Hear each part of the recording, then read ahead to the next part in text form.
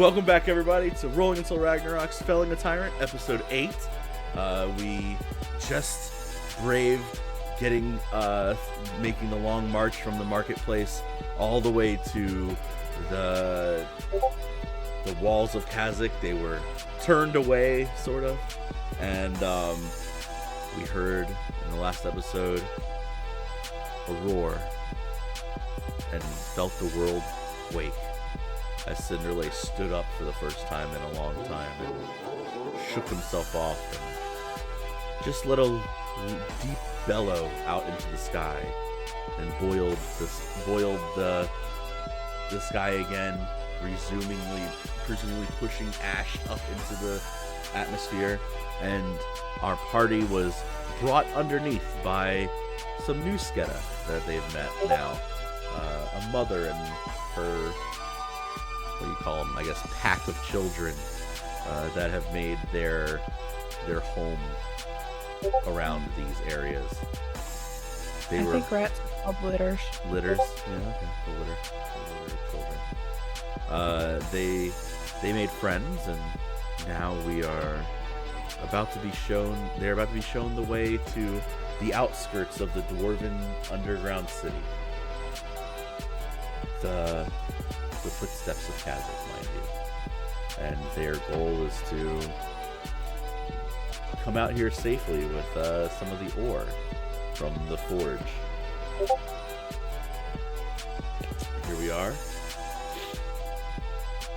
back in the darkness of the underground. You have just been led to this opening that you're told that as you slide down it, it's going to put you right behind all the walls of where the dwarves are.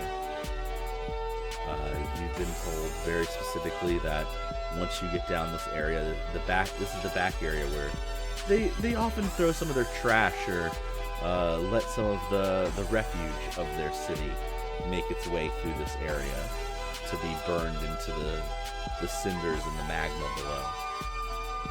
But you should be safe as long as when you hit the ground, you kind of move your way forward and don't go down the falls.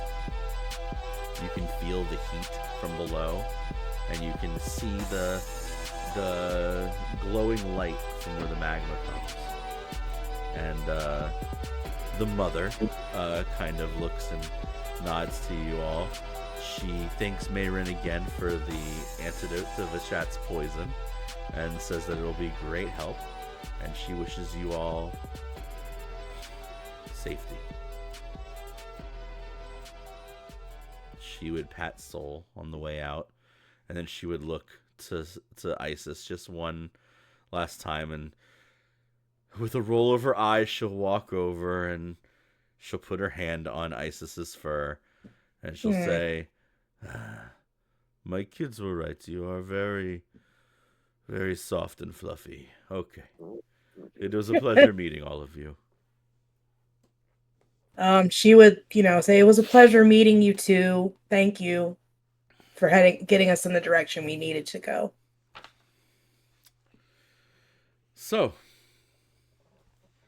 we all are going to drop down this hole. Is anybody going to do anything special before we just drop down into the waste side of the... Any thoughts at all? Is there a wall nearby that would go towards the side of it? Or is it just a straight drop? It's you all kind of dropping, like, think of it like a chute, you know what I mean? Okay. Are we rolling for said chute? It kind of depends on what you all say.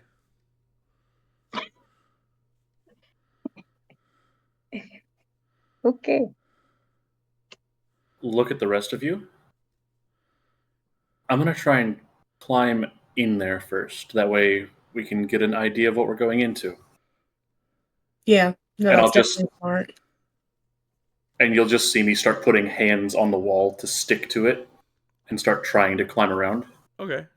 It's a pretty slick drop, and then you're gonna realize that at the bottom there's like this. It's almost like a what is it, like a creek or like a little babbling brook.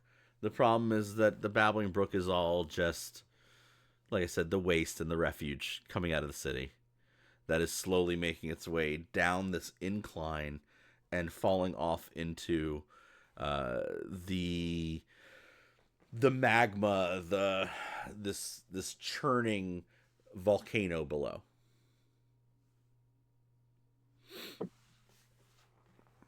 All right. I will climb back up and just.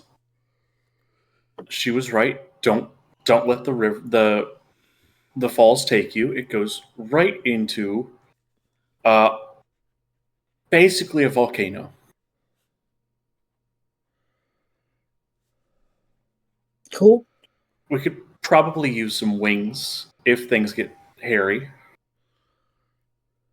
Yeah, I was gonna ask like how wide is this? Like if we, kind of did the whole, um, You're gonna stretch out. you would be able to slide down it next to one another if you wanted to.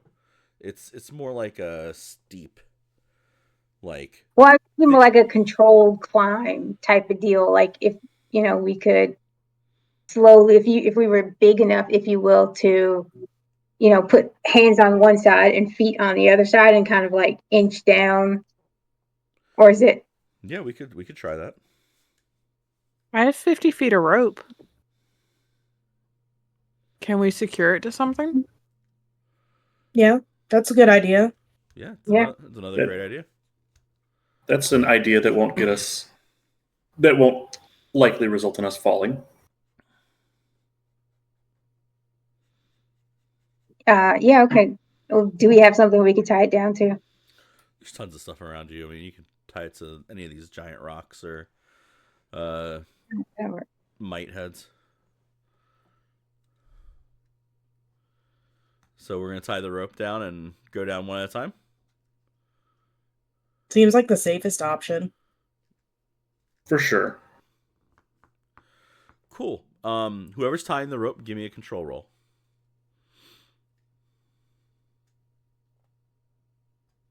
Who is tying the rope? Who has good control? That's Finesse. finesse. I have a +1. I got a +0.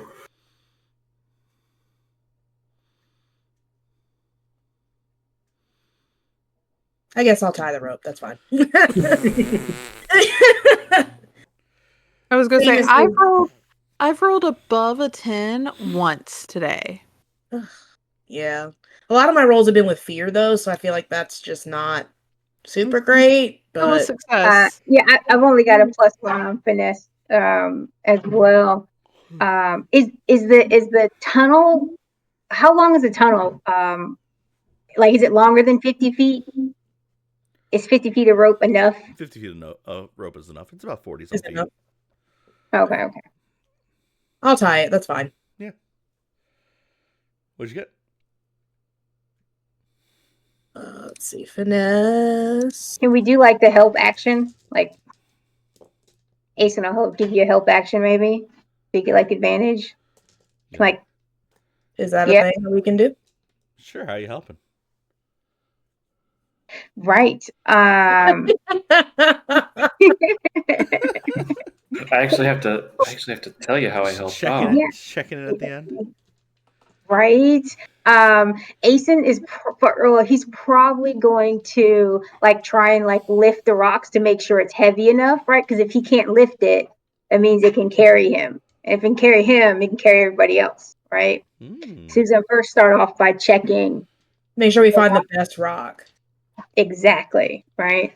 And then after that, he'll maybe I'll like take the axe or something and try and like carve like a little nick on both sides to kind of make sure the rope is like secure. Oh. Yeah. Okay. Yeah. Let's go. I'm down for all that. Back. Go ahead. Roll an advantage. Okay.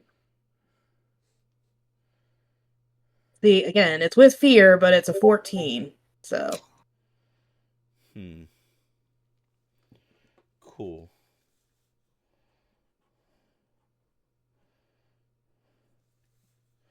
All right. Who's going down the rope first?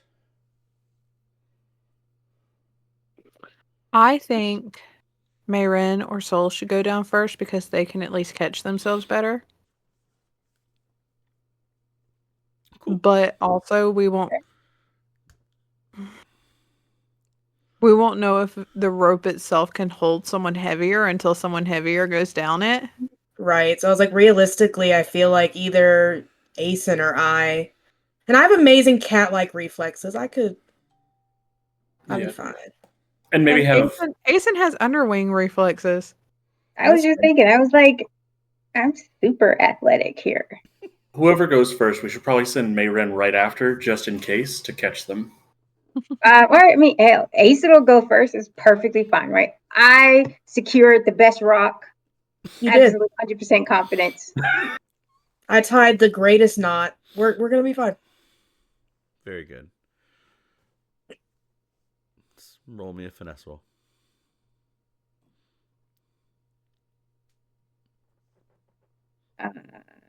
Finesse. Yep.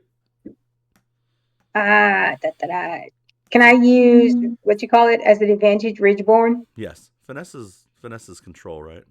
Mm-hmm. Very good. Yep. Mm-hmm. But it's not agility. I know. Unfortunate. I feel like you did that on purpose, right? It's almost like he knows. Exactly. Like he did that intentionally. No, not me. I got an 18 with fear. That's gotta be good. 18's pretty good. Who's going second? You said Mayren? Yeah. Mayren, what's your roll? I don't You're not I don't rolling? need the rope. I'm gonna fly down. Okay, Mayren's flying. Mm. Who's going second on the rope?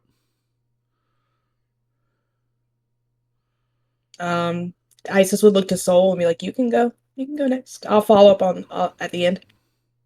Well, that's the thing, Isis. I don't really need the rope. I can just Oh, climb well, up like I did earlier. see, I guess it's just you and me, Asen. Then yeah, I guess I'll go on the rope next. All right. I'm going to pretend that I can hear you and be like, yeah. What's Isis? What's your roll? You said finesse, right? Yeah. Okay. I'm gonna use my Ridgeborn thing too, so I at least have advantage.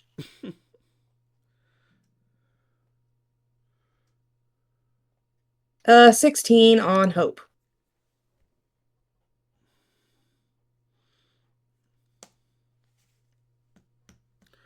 Okay. The two that are flying down, y'all want to give me agility rolls? Yeah. Oh, they get agility rolls. Do you hear that? It's garbage.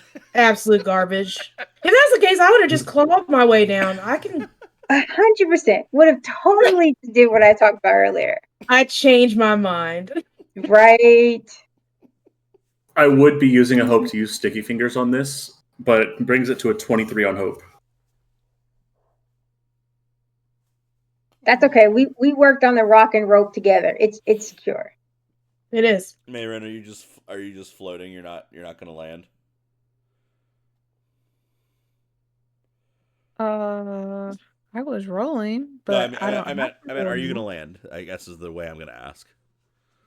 I guess landing is a bad thing now. Right. Okay, Now I wait. don't wanna Let me land. explain. Is the bird gonna land in the moving water? Oh no. Okay. I thought the moving water was lava. No, it dumps No, into lava. It goes into. Okay. So Mayrin's kind of circling, kind of floating down. You guys make it down the rope just fine. This wasn't really that hard of a climb. Asen, you kind of you're the first one down, and you kind of like move, and as you get into the water, you can feel something like push onto your leg. It's more it's not just this. It's, like I said, it's a refuge. It's waste. It's all of the stuff they're throwing away, all the trash moving past you as this river has thick clumps of stuff in it, but also something like kind of clings onto your leg and begins to like try and pull you to the side, almost like it's a undertow. You rolled on fear, so if you'd like to give me an agility or strength roll to get away from it, that'd be great. There's your agility roll that you needed. Right. Do I still get to keep my advantage for Ridgeborn? I don't think Ridgeborn helps you in the water.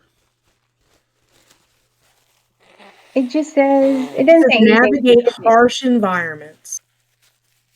Is a sewer a harsh environment? I guess It this feels is pretty harsh. harsh to me. Sure. I mean, like there's stuff floating. I Sure. just, Sure. I mean, come on. Yes, the ridges of this refuge sewer. Go ahead. Not that it Of helped. course. That was an 11 on hope. 11. Okay, so as Oh as god. as Soul and Isis are making their way down, you watch something. It's almost like something snags Aeson's leg and begins to pull him under this water for a second, and it starts to drag him down. You realize that what has snagged him is this large, like, it's almost like this collection, this of old scrap metal and hook and like just large piece, like foundation boarding for housing, and it is slowly dragging him to the edge of where the waterfall is. Oh god. Uh, And so I'm gonna just shit and almost jump down to. I just make the jump instead to land down to start trying to grab Aeson and pull him back up. Hmm. Yeah, you jump straight into the water. I would need you to roll me an agility check. All right. I'm gonna run to the edge whenever I get down to try to at least help them. If I can help them get back out. Yep. Would I have any kind of advantage from being amphibious? I mean, yeah, sure. That seems reasonable. And there's not really an edge. You just are in the water. We're just in the water. Yeah. That would be a 17 on hope. Yeah, with so Soul begins to like help Aeson get his standing, and it's like it's really like just a heavy current. That's what it is. Like this is, and like you kind of get him unhooked, and you both are kind of staying there. Soul, it's a little bit the water's a little bit higher than what you would like, but it's still not like past your head or anything. And you're Yeah. amphibious, so like you said, you're kind of like, tadpoling your way around. But Isis, you know this water comes up to like your waist, and Dang. you're just you're like watching them. Mayrin, you're floating above head, and there's about a 20 or so feet walk straight across the river of stuff to get to the bank. I'm just gonna say Aeson's not all that familiar with water. There's no water in Underwing because that 11 that was just awful. Like Aeson, you gotta be a little bit more careful, buddy. to be like all this damn water, it's useless. And it's like splash. Splashes that. It's just muck and Ugh. waste from people. I get it, Aeson. They don't have water really where I come from either. I hate this. They really gotta clean this water. This is gross. And Alright, Soul so I just guess we're shuts his making mouth. Oh, gross. So I guess we're just making our way to the bank or something, right? Yeah. Yeah. Mayrin, while you're up top, because you're kind of flying, you can see the expanse of what this city looks like. It's a catacomb city that is built into the sides of the walls, and all around it almost circles this large volcano entrance. It almost looks like if the volcano was to erupt, it would probably just it looks like it would take out all of these places. It does not look safe the way this is built out, but this is an old place, so something must be going on. But this is like I said, it's a catacomb city. You think it's built into the walls. You can see it circles down and up. If you were to look straight up, you could see far above the plume, the peak of the volcano itself, where the fumes and stuff would get out. But there's just little tiny cracks. It's not like a big circle. Like This isn't like some kind of this isn't a volcano that looks active. It looks like one that when it erupted, it would pop the top of this mountainside. In front of you is what looks to be like I said, like the wastes and the outskirts. But if you were to move a little bit further up, you could start walking into the city proper, and you can see tons of dwarves that are like working. This is there's a hustle to it, and I guess Mayrin, if you wanted to try and scout out the area a little bit, I could grab a knowledge roll from you, or a perception roll, I guess, because you're eagle.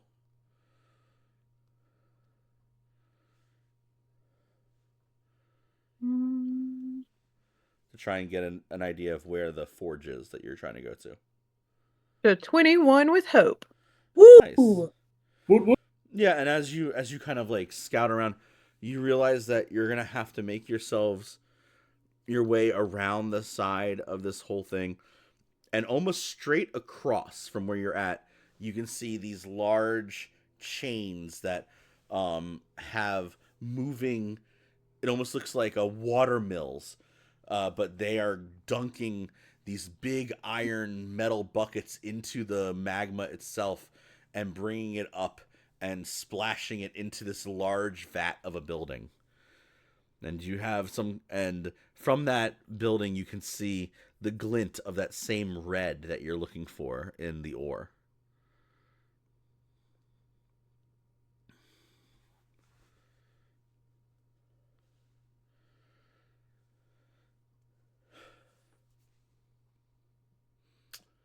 She kind of swoops back and she's like, I found it. I mean, it's true dwarf fashion, big, gaudy, and loud. At least it's easier to find that way. Less though we have to look. You're not gonna like it? Hmm. There's more lava. Or is it magma in this case? Oh, like this eagle goes off into this weird thought tangent about the difference of lava and magma. Surrounded by pillars. Water. Are they pillars or columns? Right. Right. Are they for decoration or are they actually for structural support? All of the above. No, but...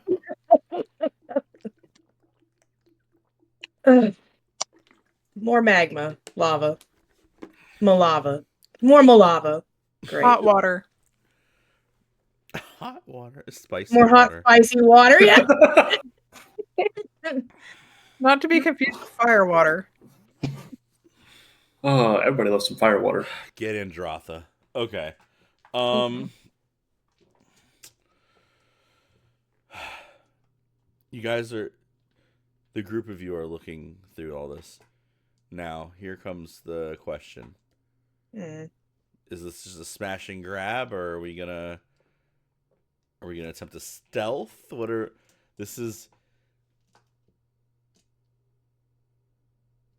we doing here? You're here now, so I guess what's the plan, guys? We were supposed to have a plan? Right? Man. I just told you where the door was. And I said I'd help us get inside. Mission accomplished. Yeah. This is probably going to be a smash and grab just because I'm thinking, like, doesn't everybody have like a +1 in finesse in order to stealth/hide anyway? Correct. At best. Yep. We're a smash and grab group. Emphasis on the smash. Mm-hmm. If there's nobody left alive, technically it's still stealth. Exactly. 100%. Just heavy That's stealth. why Asen specializes in stealth. If there are no witnesses, you can't be seen. That's right. Okay. Leave no witnesses, everyone. Charge forward. However, I do think that Mayrain would stay in a smaller bird form so that she could at least stealth. Okay. In case, Yeah, so you that can- people think there are only 3 of them. Hmm. I was like, I too have minor illusions, so like if we needed to like create a distraction somewhere to like draw attention to something else, we can do that too. We have Ace. Yeah. I was gonna say, and then Soul and I can just kill stuff. That's right. Okay. I mean, then there's always the magic. I bet you lightning magic works really well here.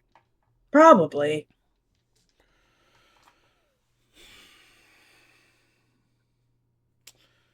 So I there don't know.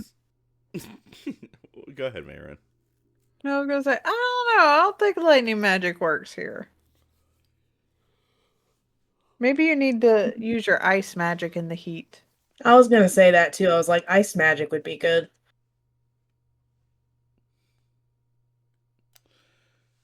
He's like, okay, you guys know more magic than I do. It cools down the heat, makes it less effective. There's a rampart. Onward for metal. There's a rampart that leads up into the runway that's gonna bring you around this whole thing. It's a good handful of football fields long. You guys are gonna. There's a lot of dwarves in between you and this thing. God. Most of them are armed. This looks like an operation nonetheless. You're not stealthing, so as you guys hit the side of this rampart and start walking up, one of the dwarves turns and sees large cat demon, I belong here. large man, and frog with bird. And She's not that close. She's up. She's the eye in the sky. yes, the bird. Okay, well, the 3 of you, and he turns. He's got a big shield that has a crab symbol on it, and a giant hammer on his shoulder. And he turns and goes, "Oh, what is this? Hey, intruders! Hey, all of you, drop your weapons and you come with me." Actually, it's time for the annual inspection. Are we intruders?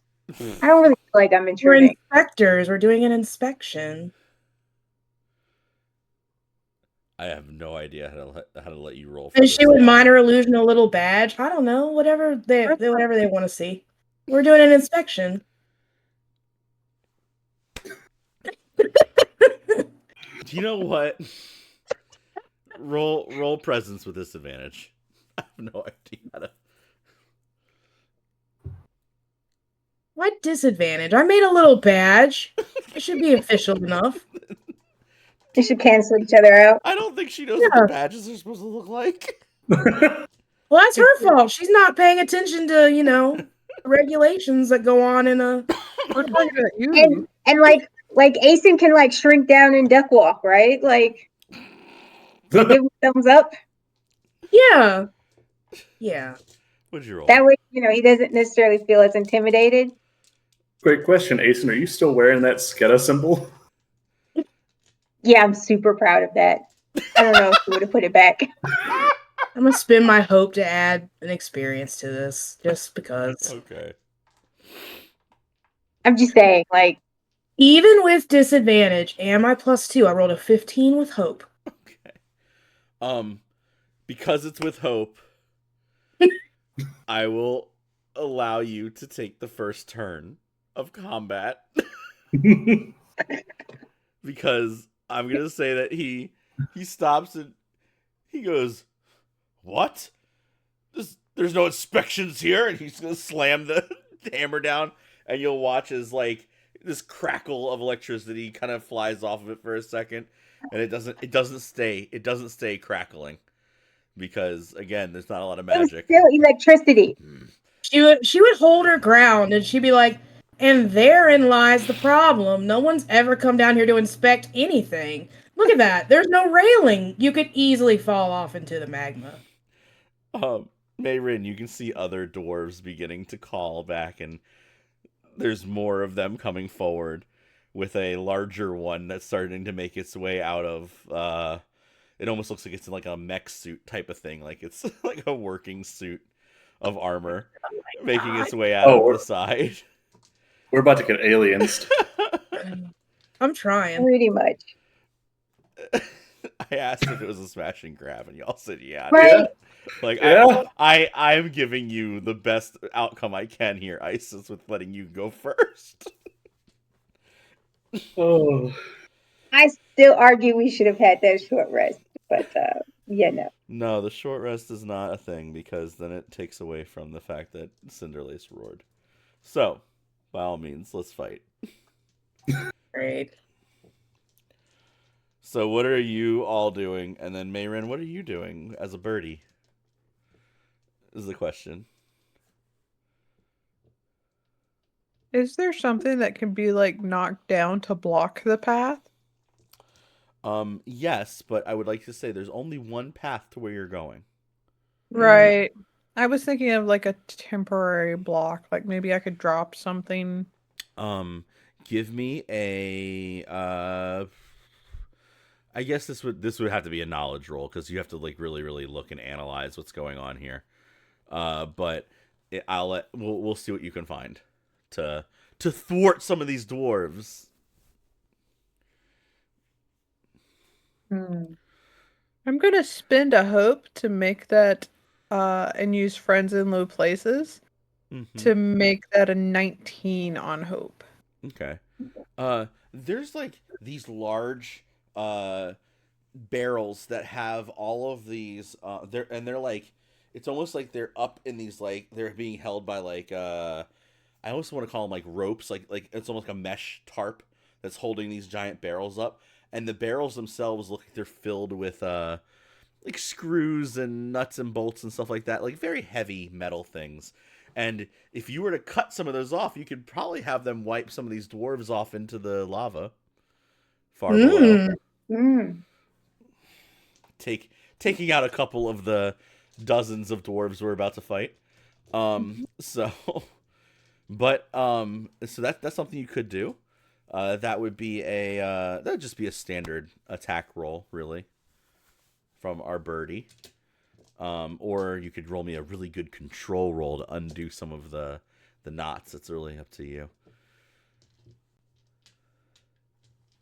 We're gonna do an attack roll. Okay. So you can work on that while Isis, Sol, and Asen, you guys watch as the first four of these dwarves kind of start rushing forward. This is not a one at a time thing. This is definitely going to be a street fight as they all begin to pile in. But the first four are the first wave is about to hit you as you go forward. You guys are within 20 feet of each of them. All right. I would like to position myself in a way.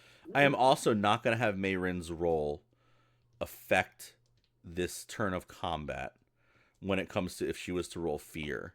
It's not going to end the turn. I'm going to let her thing happen cinematically as we go. Okay. So you three decide what you're doing. We're going to kind of do two separate little things here. Okay. Because my plan was then to position myself so that way I could use preservation blast to like push as many off into the magma as I could. Okay. If that works for everybody else. Yeah. Yeah. Asen's definitely a single attack target person. So the best he can do is take out one of the dwarves. I think Because my thing says specifically I can use it against all enemies within melee range, so I want to try to get as many as I can and push them back. Yeah, you should probably do that first, and then I guess if any of them, because is it like they have to roll to see if it hits, or I have to roll to hit, yeah. so. If you did that first, then the two of us can go in after for cleanup. Right, is what I was thinking. Because if we're in there fighting them, we're going to be in melee range with everything and get caught in Yeah. the blast. That's like I want to try to clear as many out of the way melee range first as I can before, like you said, y'all come in and start. Okay.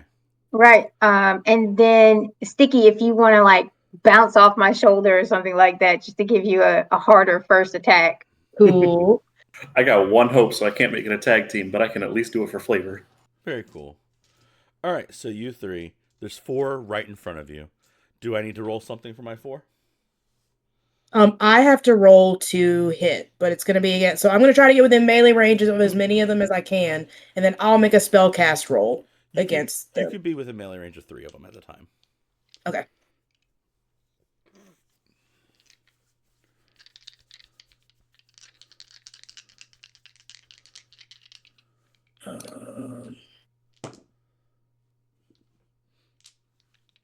I'm going to. Husband hoped to had an experience the fiery fury of the hells. Give me a +2. Just casual experience of the fiery fury of the hells. Fiery fury of the hells. It is on fear, but it's a 24. Okay, that's for all 3 of them or 1? Do I have to roll 3 of them, or? I'm asking you. Because it says make a spellcast roll against all enemies within Oh, melee okay. range. So yeah, you hit. So you hit all 3 of them. What happens? So they are going to take 18 damage apiece, Okay. and then they're going to be hurtled into far range. Okay, so we have magic damage here as dwarves, but one of them goes flying backwards. One of them goes flying off because far range they go flying, and one of them would rocket into the other dwarf, and we'll roll to see if he goes prone or not. Only the one dwarf is prone. So, all right, so that pulls this one back. Here. All right, so now, just for flavor, Mayrin, how does your attack go?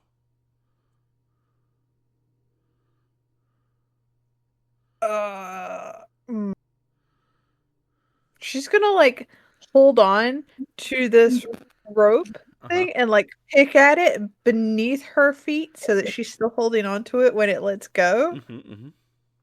And but I rolled a 21 on hope. Very good. So you pull this thing out and the rope flies open and all of these barrels come flying down. I will roll for 3 dwarves now, 1 on disadvantage, because one of those dwarves is the one that you just pushed back into this group. So I'll give him the disadvantage first. That's a 6 for him, and then for the other 2. Okay. All right, so and you watch these these giant barrels slam into 2 of these dwarves and peeling 2 more of them off the side. That means 3 of them have now been thrown into lava. Oops. Which leaves now just 4 in front of you guys out of 2 waves. Awesome. Mayrin, you're up high though, and you can see these other 2 dwarves. These are larger dwarves, and they have these like very big. It almost looks like soldering guns or some kind of like they have these big contraptions that are bellowing flames at the top of them, almost like flamethrowers, but not able to like project the flame like outwards like that. Are they part of the 4 that we are in front of us? No, these are 2 coming up, and behind them is that large dwarf in that large mech suit kind of making its way up. The mech suit kind of looks more like it looks more like in the flavor of if it was a large crustacean. And it's made to like shatter rock. And this thing is now like hulking its way through, and behind him are other dwarves scrambling to get weapons and stuff together. But this is what you see. So you would see that there are now these 4 waves of dwarves making their way. One is the big mech suit. But now like I said, there are a couple doors in front of you. Soul, Asen, if you'd like to go ahead and attack, there are specifically 2 dwarves in front of you right now within melee range. One is prone and one is not. Okay, I suggest we roll, and then the lowest roll probably takes the one that's prone, since it probably doesn't have a. Well, you'd have advantage to hit the one prone. Mhm. Right. So, I just need to know who each of you are attacking. Well, that's what we're gonna find out. I just got a 21 on fear. What'd you get? That would have been a 17 on hope, depending on, and that's without the advantage or anything. Right. So the 21's, I hope, good enough to take on the dwarf that's standing. Yeah. If you want to re-roll to take on the one that's prone. These aren't really warriors. These are workers. Oh. Okay. It brings it to a 19 on hope. But I think before Soul jumps in, he just kind of doesn't have to be like this. We just want some of the metal. And then jumps forward to like block up against the further away one. Mm-hmm. Yeah, both of you can roll damage if you want.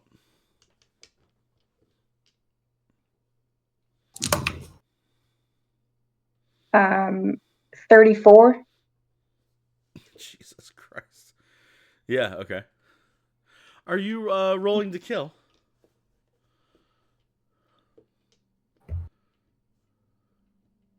$36, and I'm specifically going for non-lethal blows. Okay. Ace, I got mixed feelings about that, because technically the dwarves disrespected me earlier on, but I guess technically this doesn't have anything to do with this particular dwarf. It's just the ones that were at the door. Right. So we'll go for non-lethal as well. Okay. So, Soul, as you're saying these things, and this one dwarf looks over and goes, "They're after the metal!" And then you just clock him, and he goes down for 3 HP. He gets knocked out. Asen, you run up to yours and cleave into his side, and just kind of spin him sideways, and he goes down as well into this little pile of 2 dwarves. Right. Asen wants to be like, it didn't have to be this way. I did try to walk through the front door honorably. You brung this on yourselves. You see the other dwarf in the back. He immediately watches 2 of his friends get taken out. The other 2 go down. One of them gets thrown off, and he takes his hammer and just throws it at you and turns to start to run away. But I will roll to hit with the hammer. Bet. Okay, I thought what the hell. 14, 18 to hit. Asen, I think I hit. You said 18? Yeah. Not this time, because I have ferocity, which since I made a hit, I can spin to hope to temporarily increase my evasion. Okay. Let's see, by the number of hit points that I dealt. So how many? So that the dwarf that I just knocked out, that would have been 3, which takes me up to what, 16, 17, 18, 19. Okay. So yeah, he throws this hammer, and I'm gonna say Asen just catches it. 100%. And as he turns to go, he points up to the bird that has just done this thing, and he goes, "They have pets!" And pets. he's just calling things out, and you see the 2 that are more heavily armored. These look more like guards, and they you hear a as they light their large guns up, the things that they have, these welding soldering torch things. And this is more of a real fight for you guys, if you'd like to know. Yeah. It's these 2, and then behind them, some ways, is this large crab thing kind of lumbering in. But so now you have these 2 actual dwarven warriors approaching you.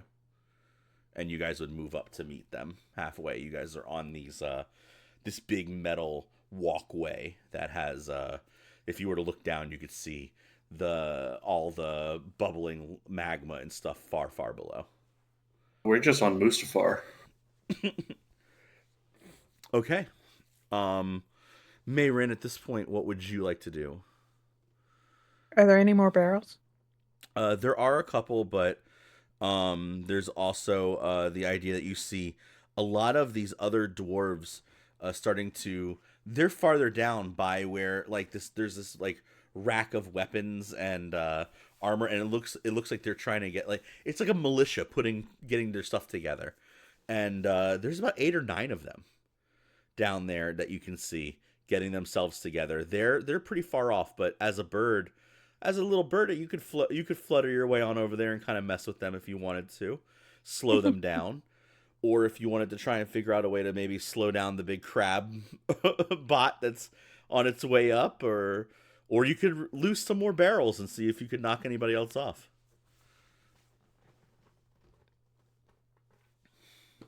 There is only one more section of barrels to be loosed, though. So I could loose the barrels and then go. Yeah. Yeah, we'll do that. Okay. I will need another attack roll from you then. While Isis, Soul, and Aeson, you guys decide on how you are going to best handle these much more capable dwarves in front of you.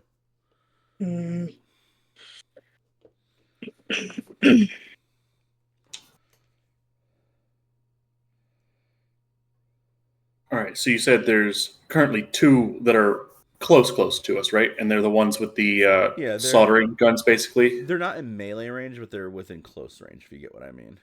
Okay. Yeah. Okay, yeah. So there's 3 in total, 2 with the soldering guns and 1 big mech, right? The mech hasn't gotten here Correct. quite yet. But yeah. Yeah, the mech isn't. The mech is within eyesight, but not close. He's past far distance. He's still kind of lumbering. Right. Okay, yeah.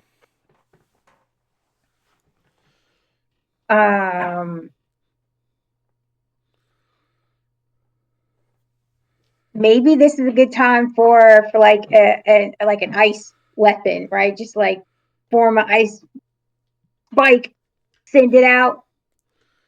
So Ace is trying to cast Ice Spike. I love that. Oh God. I think Soul's gonna just. We already took out a few of you. We don't have to take out more. You can lay down your weapons now and just let us take what we need.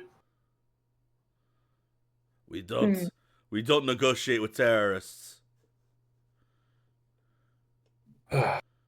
Maybe I should freeze the axe. Freeze the axe. Right? And then like hit them with the ice while you hit the axe. That's gotta be like double damage for Aeson. It's gotta be. Gotta be.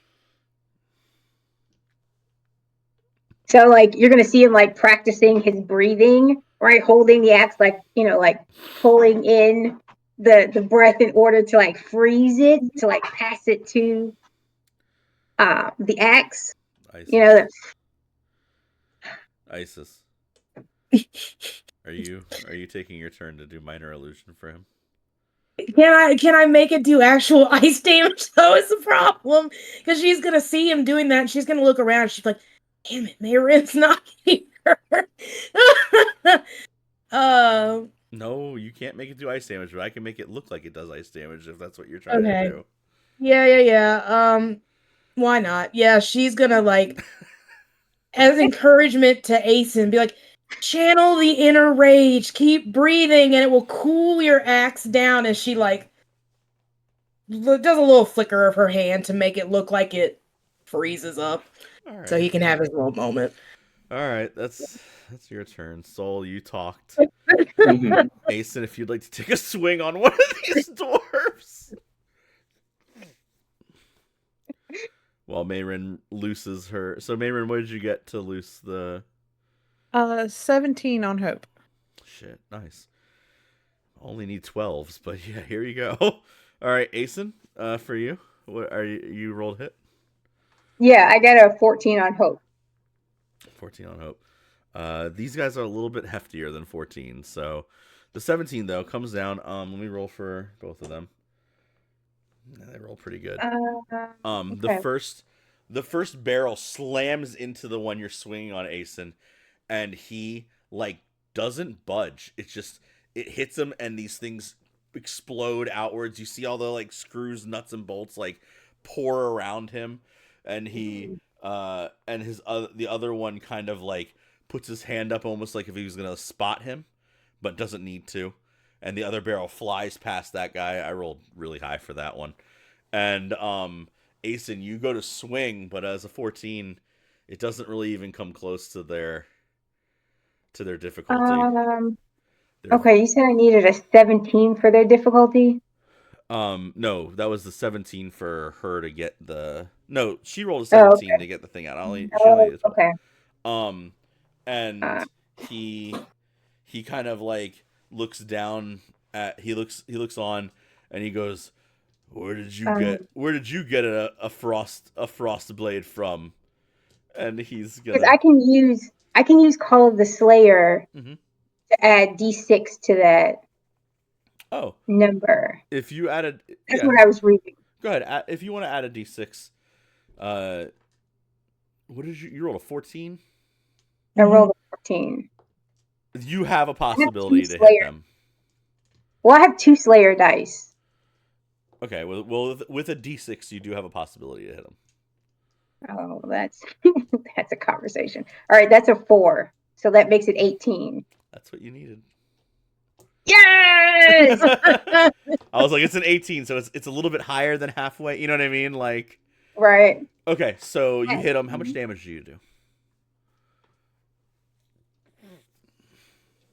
37. 37. I will mark 2 of my armor slots and take 1 HP. Fuck. And he'll say again, like you hit into him, and and it looks like ice splashes off of your blade, and frost like cleaves off of him, and he looks down and goes, "Where did you get an ice?" And he stops halfway through because now you've hit him, and he realizes it's not cold. There's no ice on this thing. It just looks like an ice blade, and he just shakes his head and goes, your tricks are not worth my while. And he's gonna try and like shove this soldering thing into your chest and like loose the fire onto you. I'll roll to hit. 19. 19 was the evasion. That is your evasion? Because I get it one more time before it goes back down. Nice. Okay. I will mark a stress to do the damage then, and take one of my experiences from it. Fuck it.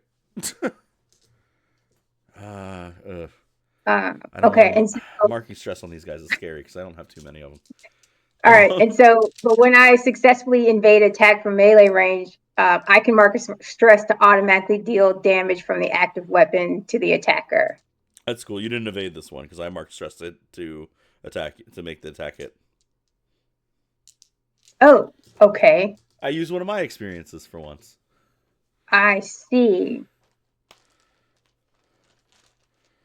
That sucks. Right? It happens. I get to do things. No, Lies. you do not. All right, and it will do. I need to find 2 more d6. Mm. There we go. You should have plenty of D6s. I know, I got all yours. So 12, 18, 19. It does 32 damage. Oof. And it would feel, and like I said, it like he like jabs this rock cutter up onto your chest, and the cutting torch just goes, and so it like broils, it almost like singes some of your chest hair off there, Asen.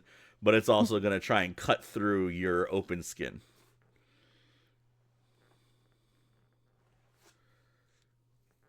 Oh, that'd be brutal.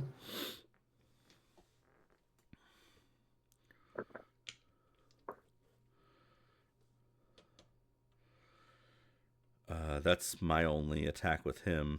The other one is going to approach Soul, and God forbid I'm going to take a swing on Soul. Attempt to actually do something here.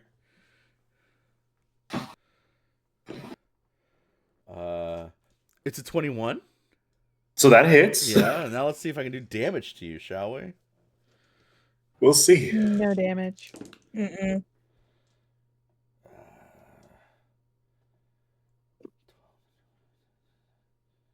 It's 28.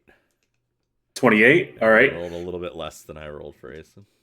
And is that physical, or is any of it considered magical because of the fire? Nope, it's just fire damage. It's just physical damage. All right.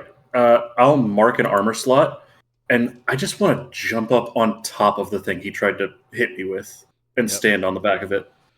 Great. Do you take anything? No. I don't think so. As he goes to hit you, and you just are standing on it, and he goes, "What?" And he starts to he tries to shake you off. If he starts shaking it, I'll just jump back to the ground. Yeah. It's a large rock cutter. Okay. Right. I'm starting to think, did I choose the wrong warrior class? You do damage. He takes damage. That's Mhm. all it is. Real well. All right. I'm going to. Well, I got a ton of fear here. Let me mark some fear off and do some more stuff. Yeah. Let's see.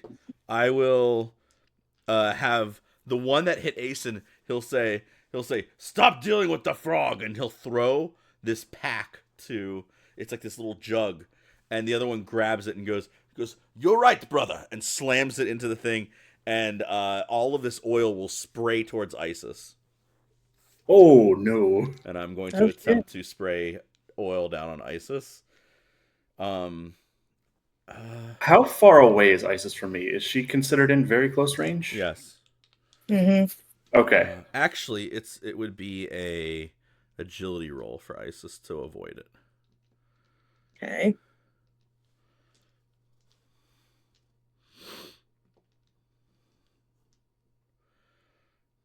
A 21 on hope. Oh. Yeah, I guess Isis sidesteps it pretty well. And then I will spend one more fear, bringing me down to 4 overall. And our birdie is going to realize that there are dwarves up on the rafters, and they are going to take a couple, I guess, it's not bow and arrows. It's more like they have these large bolo slingshots that fire little chunks of magma rock. So I'm going to take a couple shots at you and see if I can hit this bird. How small are you? No, it's like a hawk. Oh, great.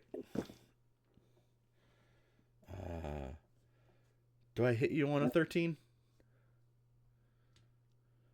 Yes. Okay. It's 4 damage twice. Okay. And that will end my round. You guys have about unless Mayrin does something, there's one more round before Big Crabbot gets to you. Ugh. Okay. The ice was not as effective as I was hoping it was going to be. It's okay. But I'm still level 1. I understand. The cold power that you're channeling probably doesn't match the heat that's down here quite yet. Like you said, you're still early in your leveling.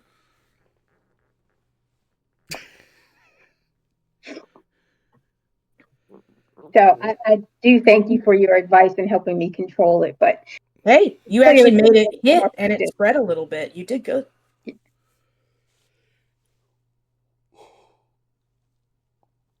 I'm gonna look up at the guy in front of me and just. You may not negotiate with terrorists, but maybe you should with dragon slayers. And I'm gonna take my morning star and try and knock his weapon out of his hand. Ooh, okay. Nice. Ooh.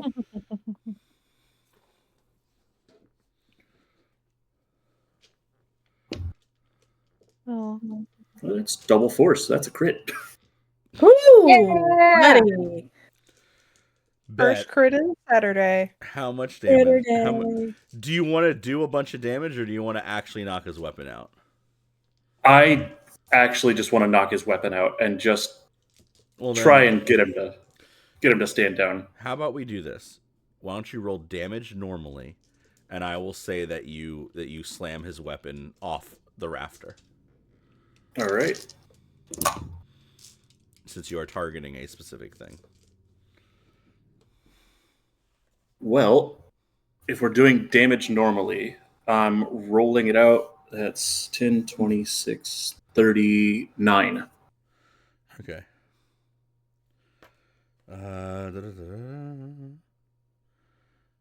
Okay, he's missing a weapon, and he has 2. Okay. All right. Yeah, you smack his weapon out, and he goes, ah, and he looks down and goes, ah, that was expensive. Like I said, you should have laid it down.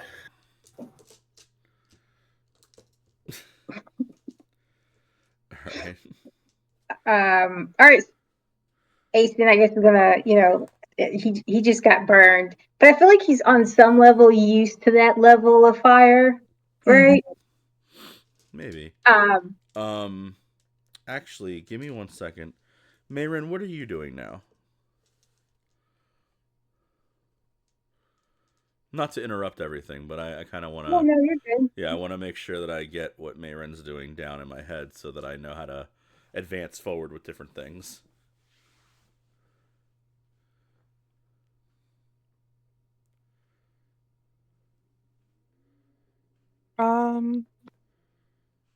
I think I'm gonna go and try to stall the big thing. Okay. Very cool. How would you like to stall the big crab bot? Is there a way I can get into the person driving it? He's like, it's like a suit. So like, yeah, like it's not Iron Man. It's more like He's strapped- yeah. huh? Yeah, I get it. Yeah. It's like a forklift with legs. Yeah. It's a fork leg with a fork leg. It's a forklift with a bunch of crab legs. Cool. So yeah, I guess you could go mess with him. That sounds good. I want to fly into the cab Uh-huh. and drop my beast form. And then just be Mayrin. Yeah. Okay. Yeah. I'm just in there with him. Hi. God. That needs to be animated. He did like the head flash of like The Shining, right? Where he's like, Right. he's made a hole in the door, and he's like, he was like, hi. All right, we'll get back to you in a second then, Mayrin, because now I understand where this is going. Asen and Isis is now your turn. Or Right. your spin, I guess. You have something that you want to do, Isis? Because I was like, so we've got the one that Soul pushed his weapon off, and they're just kind of standing there, and then the other one was the one that you hit, right? Mm-hmm. right.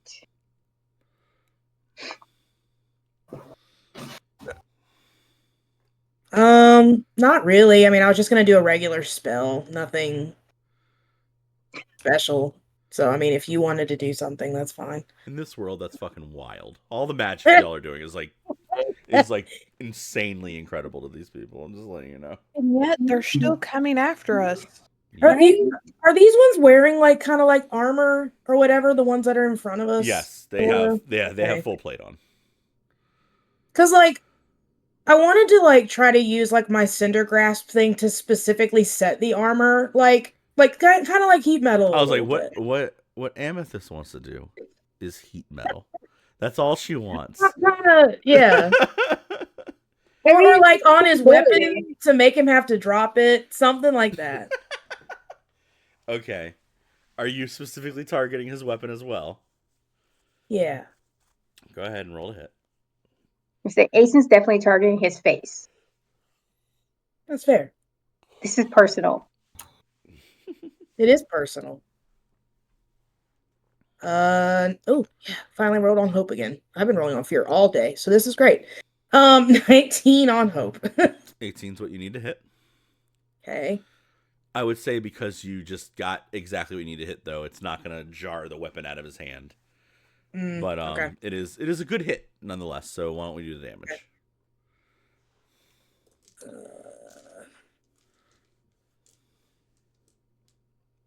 22 fire damage. Whew. He's already marked his armor slots for this fight. Okay. He looks worse for the wear. We'll say that.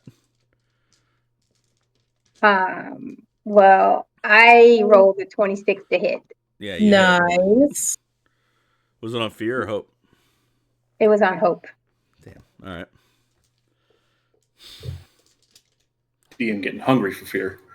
Like literally all I've rolled on today, it feels like, is fear. And I just rolled a 44 for damage. Fuck off! Wow. Yeah. This is not a moment where Aeson holds back. He just cleaves this thing's head straight off his body, and you hear a ting, ting, ting, ting, ting, and his friend looks over and goes, no, and he turns back and goes and like he goes to like try and grab his head almost, and the head just gets past him and makes its way down into the depths. And he goes, and he looks over and goes, see, this is unacceptable. And he's gonna like slam his hands together and go try and box Soul, I guess. So after that happens, like Aeson's gonna like, the whole pull the axe through and like have the blood like come off, and he's definitely gonna be like, this is why you need followers, right? And But you need the weapon cleaned? Is that what we're asking for? Exactly. Isis would come up and she would be like, there you go, let's keep going. I'm gonna and you're roll. gonna see like chest puff out. Do you automatically take damage off, Soul? Yes. How much do you automatically take off without having to mark anything? 15. Okay, so my dwarf doesn't need to roll to hit. I'm just gonna say he swings on you a couple times, but like he can't actually hurt you with his little dwarvy paws. So Dwarf paws. his little dwarf paws. But we're gonna go to Mayrin now for a second, as Mayrin just appears, I guess, in this guy's lap. Yeah, basically. And he's gonna look. What's going on here? Hey, get out of here! Hi. I need this thing to stop by order of the queen. Our queen made no such order. You don't know that. Get out! And he's gonna try and headbutt you. Oh yes, please headbutt the deer with antlers. That's what he's doing. 15. Not if I spend some hope. Hey, if you want to spend hope, go for it. I'm gonna spend 3 hope. Jesus. Butt him back. Yeah, I would love to headbutt him back afterwards, though. Yeah, go ahead.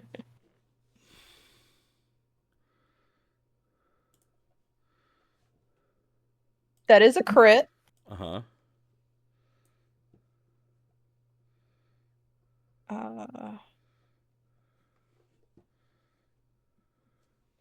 I don't really have an unarmed attack, so I'll just roll the kick damage. Yeah, that sounds about right. 10 damage. Let's see.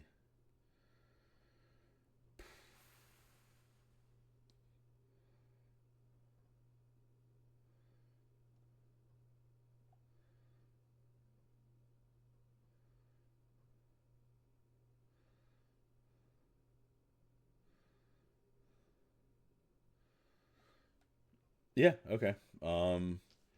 He'll mark a. He'll mark one of his HP off. And he is. I don't know. I don't know. I have to think about what he's doing. Yeah, he's very upset. That's, I guess, is the best way to put it. And it stops in its tracks. You guys got one dwarf in front of you trying to box Soul, and you have Mayrin stuck inside of a giant crab machine, and a couple dozen other dwarves behind the crab machine putting their stuff together.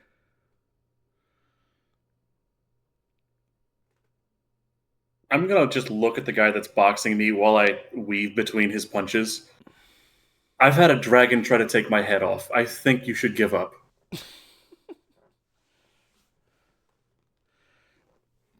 I mean, he's just gonna keep swinging on you. You killed his friend. I'm just. Soul's like, I wish we hadn't killed him, but he's just like trying to get him to calm down, but to him it probably sounds like taunting. Yeah. Yeah, no, Asen is totally impatient with you and this stupid dwarf. He's gonna like flat out attack him. Just All right, go ahead. we don't have time for this. I rolled a 26 on fear. Yeah, you hit. Yay. DM has fear again. I mean, I have 5. Right. We should be afeared. I'm just saving him for the crab bot. And that is a 35 for damage. Fuck. Yeah, I mean that puts him down. He already had some damage from Soul. So now you three are looking at this crab, this giant rock crusher, and he is this. Mayrin, you're like in the outer, like the cab. It's supposed to put it, but it's really just like metal grating that like bars that are holding, and he's just gonna be like, well, I guess you can sit here and watch your friends die with me, and he's gonna start. He's gonna just go straight forward. I guess I'll take disadvantage to hit them. That definitely sounds like disadvantage. Yay! Yeah. I will take one large. I'm gonna take one large pincer attack called Thundering Claw against Asen, and I'm gonna have the other one follow up. And he doesn't see Soul because of what Mayrin's doing, but he can see the large cat. So the second one's gonna go for Isis. Okay. So the first one on Asen, with disadvantage, that misses. And this on Isis, that comes to a 17. Jesus Christ. I am going to mark a stress, and I'm going to attempt to use her sticker arm out to try to pull the flame from the magma to add a d6 to my evasion to see if I can do that. That doesn't matter. I rolled a 1. That sucks. So that still hits anyways. All right, I'm gonna spend one of my fear to add a d6 to the attack, and it's gonna do 6, 7, 8.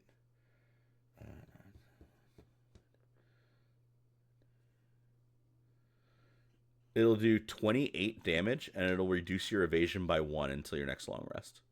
Good God. So when that hits, she's still in very close range of me, right? Yes. I'm gonna use my ability to mark an armor slot to reduce it by my AC of 15, so it'll go down to 13 damage. There you go. And it'll just be Soul seeing it coming, but realizing it's not coming for him, just jamming the shield up into it to try and knock it off course a little bit. Oh, nice. Yeah. Thank you. Yeah, he reduces damage, but you still reduce your evasion by 1 for the rest of until your next long rest. Okay. So because it evaded, can I use the Yes. I don't know. Yes, the rapid. Your rabbit I attack. It's like a rabbit repost or something. Do you have rabbits? Oh my god. Asen throws a bunny rabbit at it. He has Right. a lot of things in those hot pants that we don't know about. Yeah, okay. Yeah, he throws a rabbit at it. That's great. Rabbits No. can shred armor. So it's gonna deal 29 damage. 29 damage. Oh, let's see here.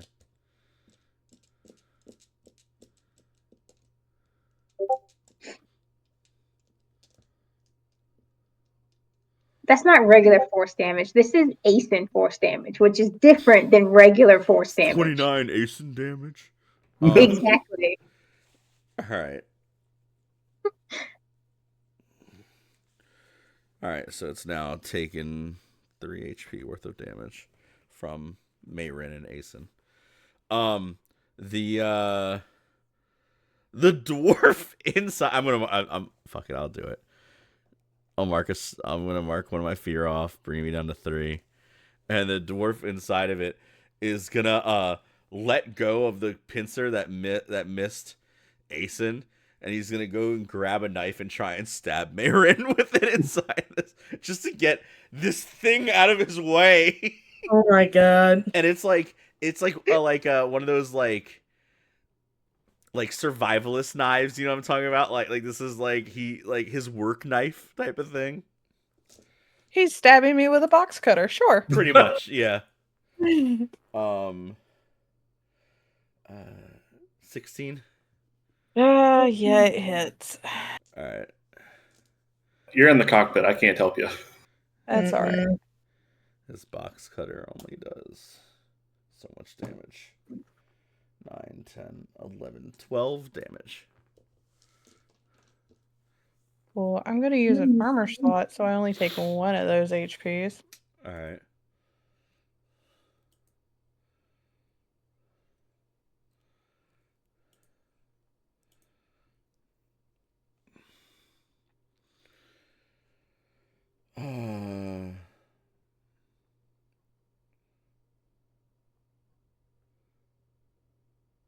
Are the other dwarves within close range?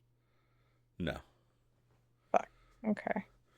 And then I will mark one more fear, because I'm gonna do all of my turn if I can, and he is going to drop as he slams the box cutter into you. He's also going to take that time to hit this big yellow button on his little console, and the crab thing is going to start spinning in place, and I will make a it's called rock grinder attack against the 3 people in melee range of it that aren't Mayrin, since she's inside the fucking cockpit. So the 3 of you need to roll me a agility roll, and this is one of those things that you're going to want to get a high roll on. Okay. So what you're telling me is that we can both use Ridgeborn. Yes. I'm gonna add a hope to use hop to it. Wait, I add didn't three to the did you verbally did you what did he say? I didn't I missed I think that. he did a thumbs up. I gave you a thumbs up. I think that's what he did. Oh, awesome.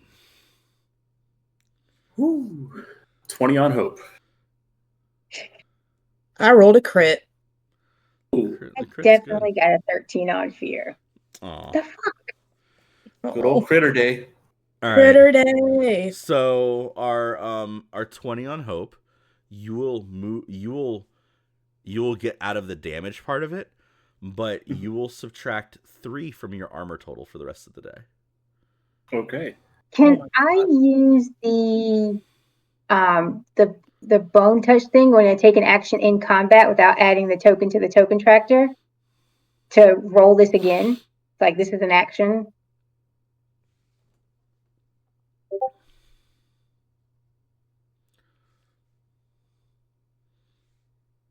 Sure. Does that make sense? It does, and that's what's interesting to me. That's really cool. I think that's kind of cool. I think that's kind of cool. Yeah, sure. If you would like to roll again and use your bone touch thing, I think that's a good use of it. That is a good idea. Yeah, no, yeah. Yeah. Yeah, it's like a one get out of. Oh shit! Did you roll a crit too? That is a critical success on a, but their roll was a 34. Okay. Jeez. So yeah, on you both will reduce your armor by 3 as well. But you don't take any of the damage. Wait, what? You don't. I only had 3 armor. Yeah, so do I. Well, now y'all don't have any armor. I don't like that. So we just like, no, not my hot pants. Not... Right? I was just thinking that. It was like, is that mean there's a gash now in my hot pants that I've lost like the 3 I was like, I'm just full fluff. Just full fluff. Just full fluff. So is Asen, just full fluff. No, anyway. Like you cut Soul through already wasn't wearing my armor. layers of my hot pants. Dude, I don't understand how Soul works if he's not wearing armor. But anyway, I don't want to talk about it. Crazy. Soul is the toughest frog to ever live. Soul is gonna be something later. It's that bare bones ability, man. Okay, that. I just need you to know what happens when you make a character that is really hard for Way to hit. He ends up spending the entire rest of the campaign creating characters to break your armor. Right? Yep. I just need you to know from personal experience. Or he just sends you back in time, right? Or he sends you back to a different plane where the magic that's a part of your armor is no longer part of this plane of existence, and then your armor rusts. I did do that to you. That's true. Okay? I'm letting you know what's going to happen. All right, well, I guess it's your guys' round to go. I missed. So Crab pinched Isis, missed Asen, and then spun really fast. It spun really hard, yes. Okay. He also stabbed Mayrin in the thigh. Not the first time. I have a question. Yes. I'm assuming Crab Mech guy has like a bunch of legs that are keeping him up, right? Yeah. I was thinking that too. I was like, I have 3 hope I could spend if someone wanted to do like a combo attack, because I was gonna try to focus my preservation blast on the legs to like knock some of the legs out.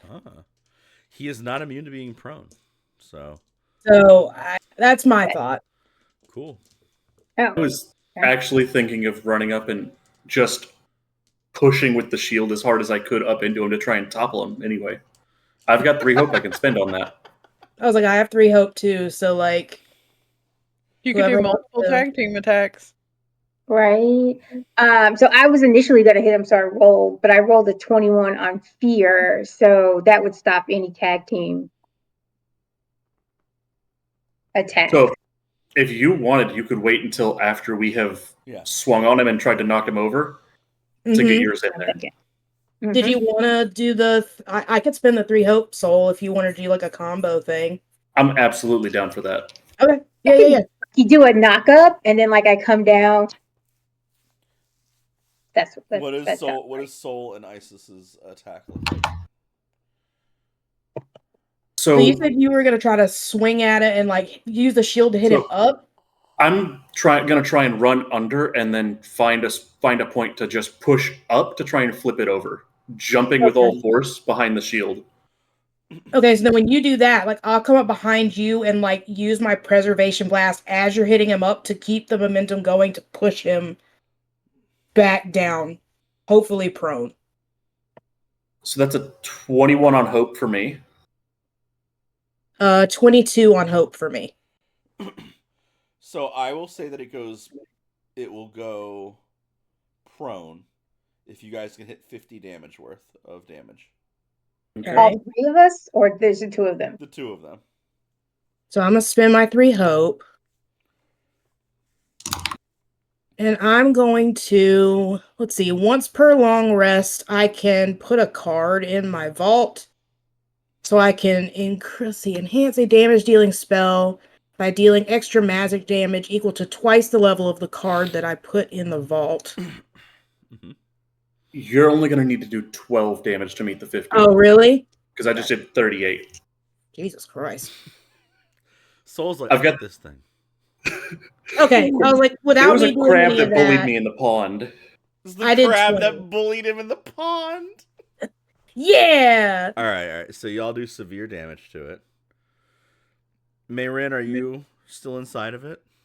Yeah. Yeah. All right, so Mayrin, you're gonna take some damage with us. That's okay. Sorry. As this thing and spins and flies, as it's spinning, it just slams over, and I'm gonna do the knife damage to you because the knife is now in this thing, just slamming around. But you also will take a little bit of the bludgeoning damage from it flipping over. Okay. So knife damage first. Forgot about the occupants taking damage. I forgot about that too. Yeah, you should probably get out before it's Asen's turn. That's 10. It's 10 Okay. from the knife, and then from the jarring explosion,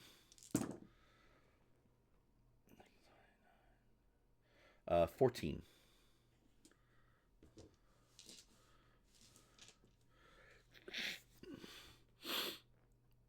And this dwarf is gonna look. He looks dazed, man. He's like, y'all need to guess. He's just talking to himself in dwarvish and common and goblin all at once, just saying stuff. Man's just yapping. At first, there's birds attacking me with women, and now I stabbed it. Now I'm upside down. I just want to get back to work. You could have stayed at work. So, do you want to get out? Mayrin, what are you doing? Up the attack. I was planning on using the thing as a conduit. What does that mean? For what? As a starting point for a chain lightning. Oof. Oh. Well, then you probably should still want to get out of it anyways, right? Because you'd be... She go have to, just kind of drag the dwarf with me. Like, I want to unbuckle him and pull him out of it because I'm going to shove him off the edge. Nice. All right, we'll let you throw the dwarf off the edge because he is out of it. So she is out. Asen, you're coming down on top of this thing, right? Mm-hmm. Cool. And I guess my attack roll doesn't really matter since it's now prone, right? I mean, you rolled and you got you said you got like a 24 on fear or something. It's a 21 on fear. Great. How much damage do you do to it?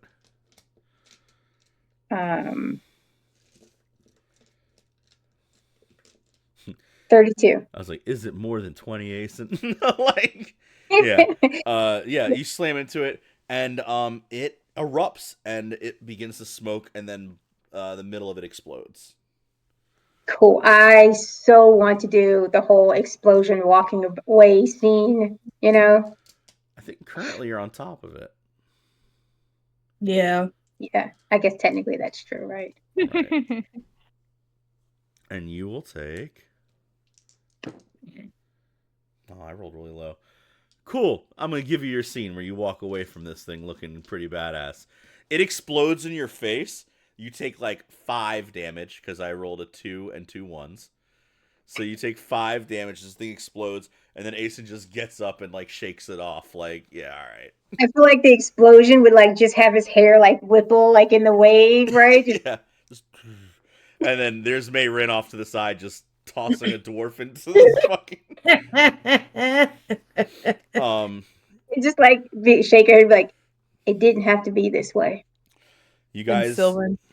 In Sylvan, she's just cussing because this motherfucker stabbed me and got blood on my dress. Right. Disrespectful.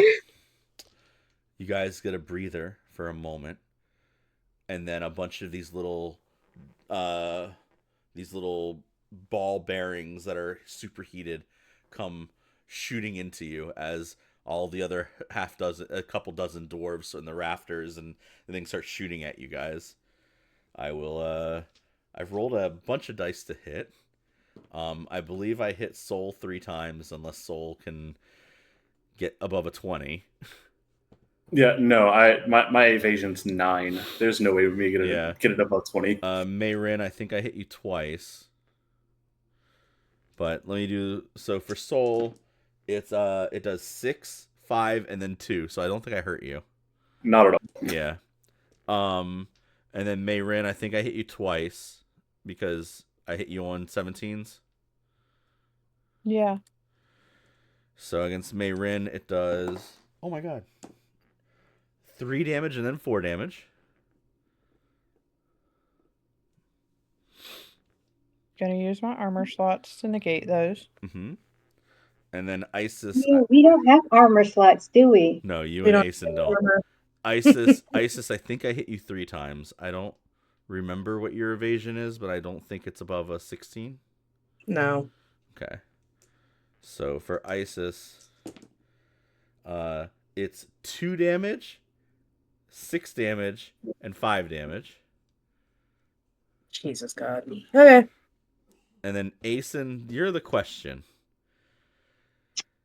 Yes. Initially, do I hit you on a 16? My evasion is 16. But I can spend a hope if needs be to get +2 to make it. So I rolled a handful of dice because I threw 6 attacks at each of you. But for Asen, the 16 is the one I question. The other 2 are above a 20. Okay. Yeah, no, his evasion is 16. Okay. So then I'll hit you at 2. Yeah.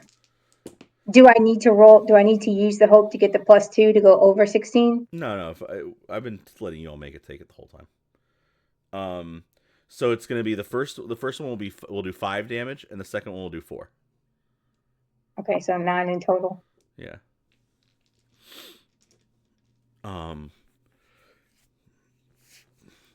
So you guys kind of look up, Mayrin, you kind of look over, and there's this wall of dwarves with these, and they're all, reloading their little pin gun things. And then you feel a rumble, and then you hear a as the side of the wall explodes, and it takes out a whole bunch of these dwarves. A bunch of them start to scatter. The 2 in the rafters that were shooting at the birds fall and kind of hit the ground and get knocked out. And at first you see a couple of these rat eyes come running out of this hole in the wall that just exploded. And then you hear a familiar voice. My lord, I can't believe we got all the way out here. Vachette, you're a good man telling us where to go to get this nice ore. And you see Grant and Vachette kind of walk out of this giant hole in the wall. And Vachette's sitting on Grant's shoulder. And Grant's like, I can't believe we came all the way over here just to go to a forge to melt down this metal for them guys. I told you we'd be good friends. And he looks over and goes, Hooves! What's going on? As he sees Mayrin.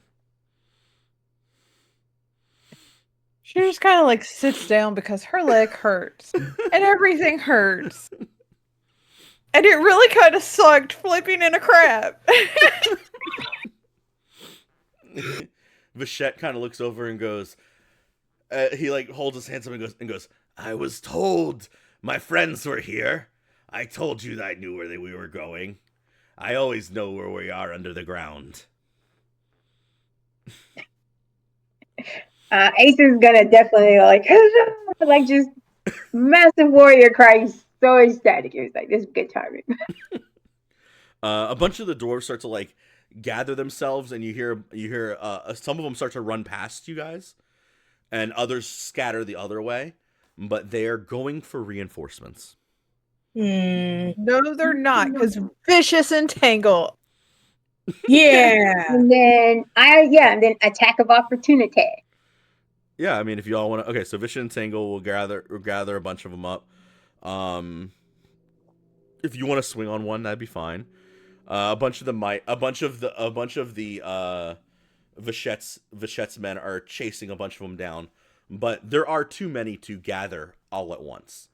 So this puts you all on a timetable, mind you. Mhm. But Grant's gonna walk over. Vichette's gonna hop off of him and kind of make his way over to Aeson and Isis with this big smile, and he goes, "We put our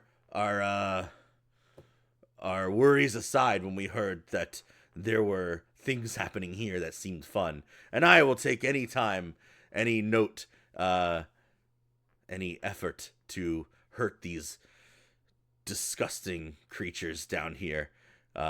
So Grant agreed to help us with some explosions, and now we are here. So let's kill some dwarves."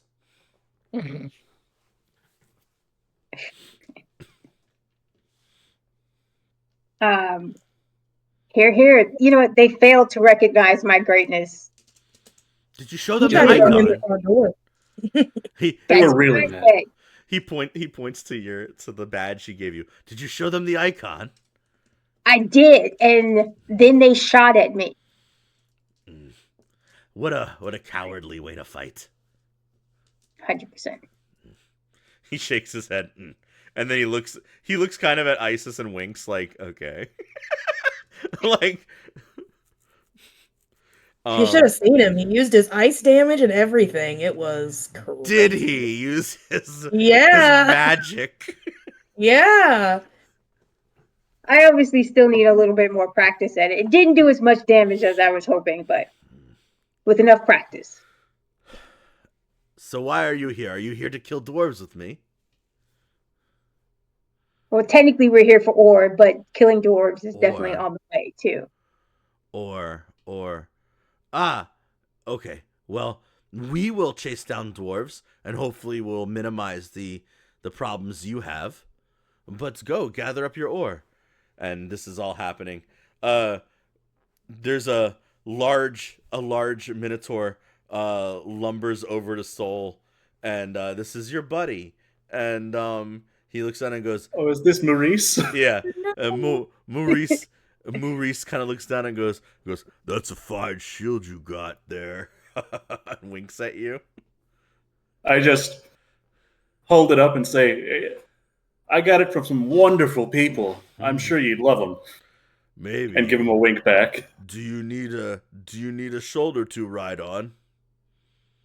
Actually, I could use some help getting some ore as quick as we can. Oh, no problem. Let's go. And he would say to show him where to go. And where like there's the big fucking refinery right in front of you.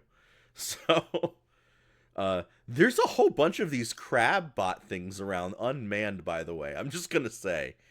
That's awesome. And Yes.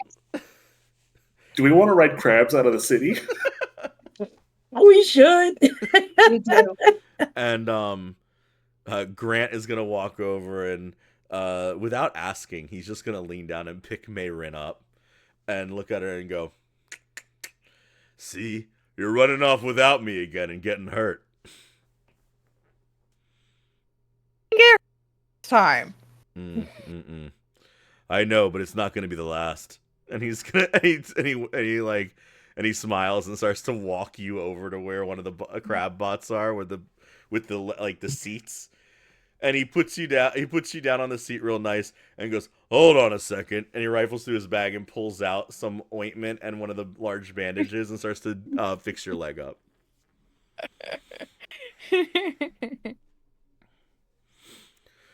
I see you made friends. I always make friends. That's what I do. And Sure. you all ran off so quickly after headbutting me and being all bent out of shape. We had to get here. You're late. I am not late. I was not told where to go. I would say that the directions were poor. Oh, entirely possible. And he'll bandage you up and give you back 2 HP slots. Yay! I'm not dying anymore. So I ate through my armor trying to stay up. Oh, fun. And then Right? he'll think But you to have armor. Yeah. he'll think to I don't himself. anymore. Grant will think to himself for a minute and go, "Huh. I must have mistimed that." And then right next to the refinery, there's another giant explosion, and it begins to tilt and fall into the lava. So now you all need to run and get some of this ore. Oh God. Oh, just Running and grabbing. not even under my breath, just as loud as I can. Fucking Grant. As I start hopping forward Yeah. towards the refinery. I'm like- All right, I was like, do Sprinting. you have time to play with the crab machines at this point? No, I'm sprinting. We're going. You just gotta go get some of the ore. So I'm taking one of these crab machines. what? I mean, you're I'm in taking one one of of the crab lips. them. You're in one of them at the moment. I know. So- I'm driving it forward. For the 3 of you running to get the ore, and Soul, you can do this on advantage because Maurice is with you. What I need is an agility roll and then a strength roll. And With advantage. the agility roll, you can have you're doing whatever on, but the strength roll, if you take advantage, you're going to get less ore. Oh. So Okay. okay. That's fine. Because if you help each other, you're not gathering it up for yourself. Right. So the agility roll, we can do the advantage, but not the strength roll. Check. Got it. And then for the strength roll, is that where the advantage is available to me because I've got Yes. Maurice helping me? Yes. All right. Got Okay, on the agility roll, I got a 28 on fear, and for the strength roll, I got a 17 on hope.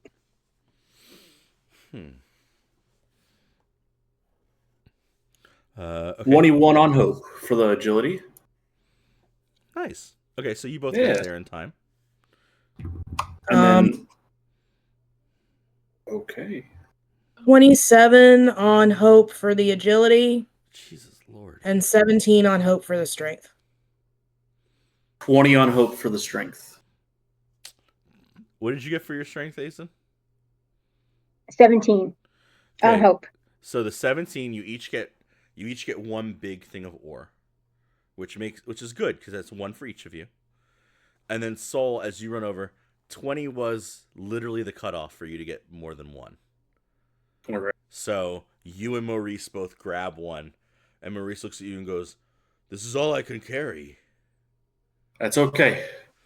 And so now We got to get out before this falls. You get exactly 4 large pieces of this ore Oh, thank God. to Woo! use. You guys run back, and as this thing just crashes into the lava spouts outwards. This giant puff of steam geysers up, and the whole mountain kind of shakes a little bit as it like devours and eats through this whole thing. And you hear all the dwarves fighting the Sketa around you. If you look over, Vashat has like found one of these dwarves and he's on his back, just like just slamming into him with like 5 or 6 different like as he lets go and like pulls out other daggers to like slam into his sides more. As Vashat jumps off of each person, he's just leaving daggers in them, and his mice are running, or his Sketa are running behind him, like pulling them off and like wiping them down and like trying to get them back to him, so he doesn't actually lose a dagger. That's so cool. And Grant is sitting there just in front of Mayrin, and as a dwarf runs by, he like leans back and grabs him and like throws him behind him, but he's never takes his eyes off Mayrin. And he's like, "Are you okay though?" Yeah. Great. She holds up a finger. She's like, "Hang on." As she looks out towards the rest of you, "Are we going that way?" And she points towards the way they all came in. No. No. We will have to leave through the front doors. Cool. There. But don't worry, I planned for that. And he opens his bag, and it's just TNT. She's like, "I love it." Fantastic. Love a man with a plan. Yes, it's a great plan. As long as there's no more front doors, then everybody can live here safely. Mm-hmm. Valid. Right. Right. I believe in the Commonwealth, if you will. And he goes, and he puts the bag on his shoulder and goes, and starts heading towards the door. As he's talking out loud to everybody, he's like, "After all, if we all can't share, then we don't deserve to live." And he's like walking up the road for the doors. Anytime a dwarf comes within his like sight, he just like looks at it and like they start to scatter. As you see these dwarves are like, "What the fuck? Now there's minotaurs here." Right. Marin is pushing the little joy arms to make her crab start moving forward. Yeah, there's 2 big crab bots that are available. Do y'all want to grab the second one? Yeah. I don't Easton is really great with like crab pots. That's I kind of cool. think that's not in his wheelhouse. He can ride in one or ride on one, but I don't know if he would kind of get the whole joystick control thing. Like, You can ride on my crab bot. Maurice kind of looks over at Sol and goes, "Outside we have a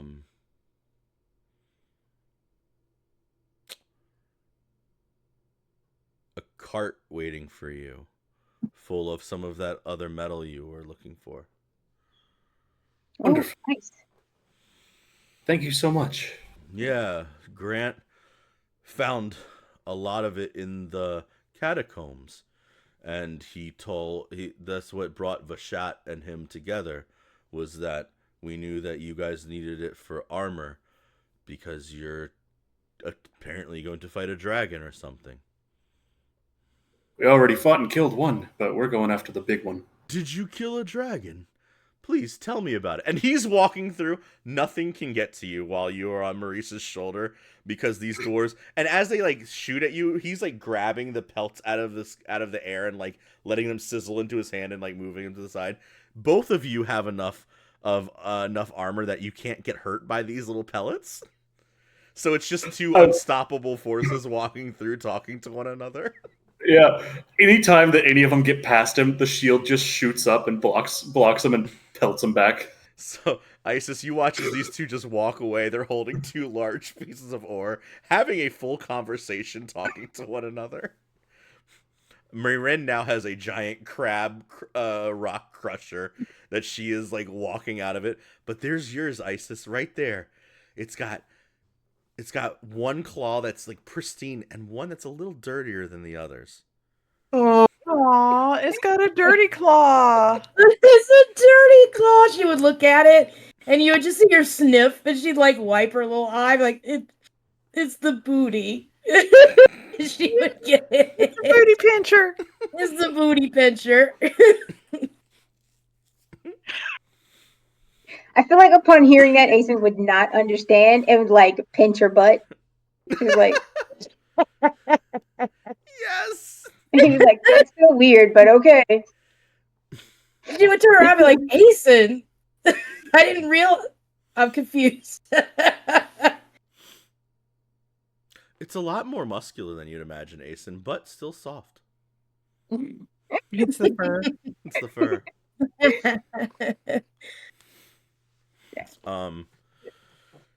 You guys kind of make your way. This thing moves and works. It has a full tank of these this like crystalline mineral that it runs off of, and it starts to like claw its way forward. And so now it's just a bunch of the Sketa running ahead of you all, like killing. Vashat going from like one guy to another. And there's Grant walking up with a giant bag of TNT. And all of these like other minotaurs, and leading the charge are these 2 large crab rock crushers. And you get to the front doors, and there are the 2 assholes with a line of these guys that shot. Asen wants to definitely stand up and be like, it didn't have to be this way. I came through the front doors requesting right? Your assistance. The one looks over and goes, "Oh, oh, that's the guy that was at the front door earlier." And then the other one goes, "He's a menace, though." And then he looks over at everybody and goes, "Fire!" And as they all go to shoot, and as they go to shoot, a giant wall of rats get up in front of Asen and stand up and all take the shots. And then they like go down and like rip the like all of the seekers, tear the shots out of them, the arrows out of themselves. And one of them looks up and goes, "Don't worry, sir. We will not let anything hit you." Followers.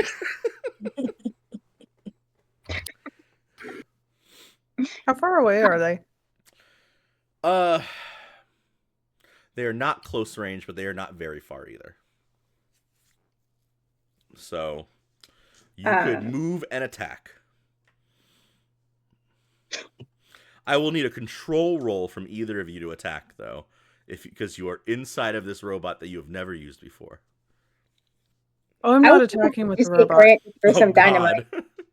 Oh, don't worry. Grant's going to throw the dynamite. How close do I have to get to be within close range? You will have to make a control roll to move the robot up that close. Oh, okay. Unless you are leaving the robot behind. I know. Anyways. Marin's going to dig in her little fuchsia bag and pull out her stamina potion and drink it. Because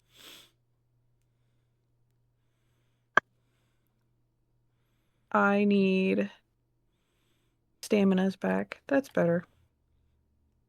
Could I, however, spend a hope to increase my range of this spell? Sure.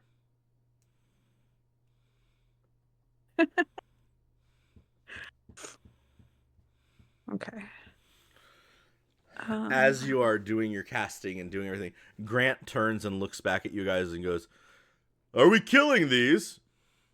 I was told not to hurt the mice last time we attacked them." And he looks over at Vishat and laughs. No, all of them. All of them, you say? And then he looks back, looks down in his bag, and goes, "Good thing I planned for that." And he laughs, drops his bag to the ground, and goes, "Well, we're good on the other side." And then you just feel the whole mountain shift as the doors fly inwards and fall downwards. Marin, what are you casting? I'm casting Chain Lightning on the dwarves in our way. Very good. How do we do that? You have to roll a reaction roll, 14 for each of them. Oh, God help me. Okay. I need more dice. Alright, we'll just do this twice. It's 2 so far. That's cocked. 4. So 4 out of 10. 4 out of 10 pass? Yeah. Okay. They take...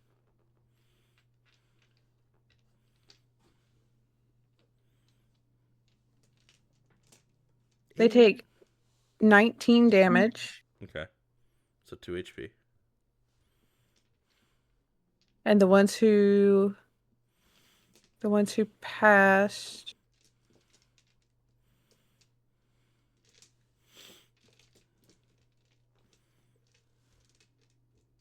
The ones who pass don't take anything, but the ones who take the damage take 19 damage. Okay. So 4 of them are like feel the lightning pass through them, but like doesn't actually hurt them, and they're like they kind of shake it off. A bunch of them go down to their knees like because each of the shooter dwarves only have 3 HP. and then that's when the outside of the gates explode, and another giant explosion, and you see the rest of the caravan of minotaurs out front. They have already layered the front of the thing with explosives, and they've blown the doors inwards. And can we still hear me? Yes. Yes. Very good. That was The crazy. explosion was so big. It did. It got me. And and Grant looks over and goes, "So I can kill the rest of these things now." And like leans down, lights his bag on fire, and just throws it to the one dwarf that mouthed off at Aeson to begin with in the first time. He catches it, and it just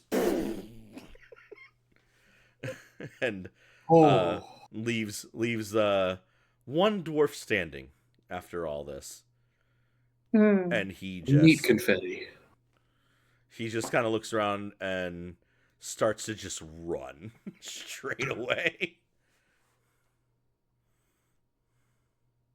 I feel like Aeson would definitely yell after him, be like, don't forget who did this. Next time a warrior comes to you of my caliber, just open the gate. My caliber. Yeah, they just say that. Grant looks around. He looks back at all the crowd boss and goes, "Well, I think this was a great haul. You all are with some company or something. I feel like we should take it all back to there. Yes." Absolutely. Yeah. Vashat kind of looks around and goes, "We're gonna stay here though. Put the doors back up, and this is ours now." Sure. Yeah. You all are always welcome Aeson here. would bow. Yeah, Aeson would definitely give a bow and thanks. One great warrior to another. Yes, thank you. I have another bout I have to do with a lady of mine very close by. Give her my regards. We've met her. He looks. Tell her I said good luck. He looks at Mayren and quizzically, and says, "Sure, yes, I'll tell her the deer says hi." Or was it Queen Deer? That works too. Queen Deer says hi. What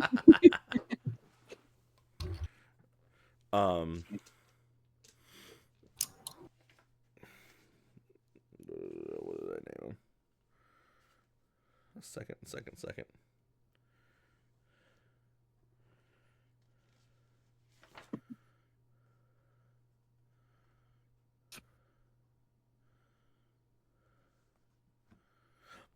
Okay, yeah.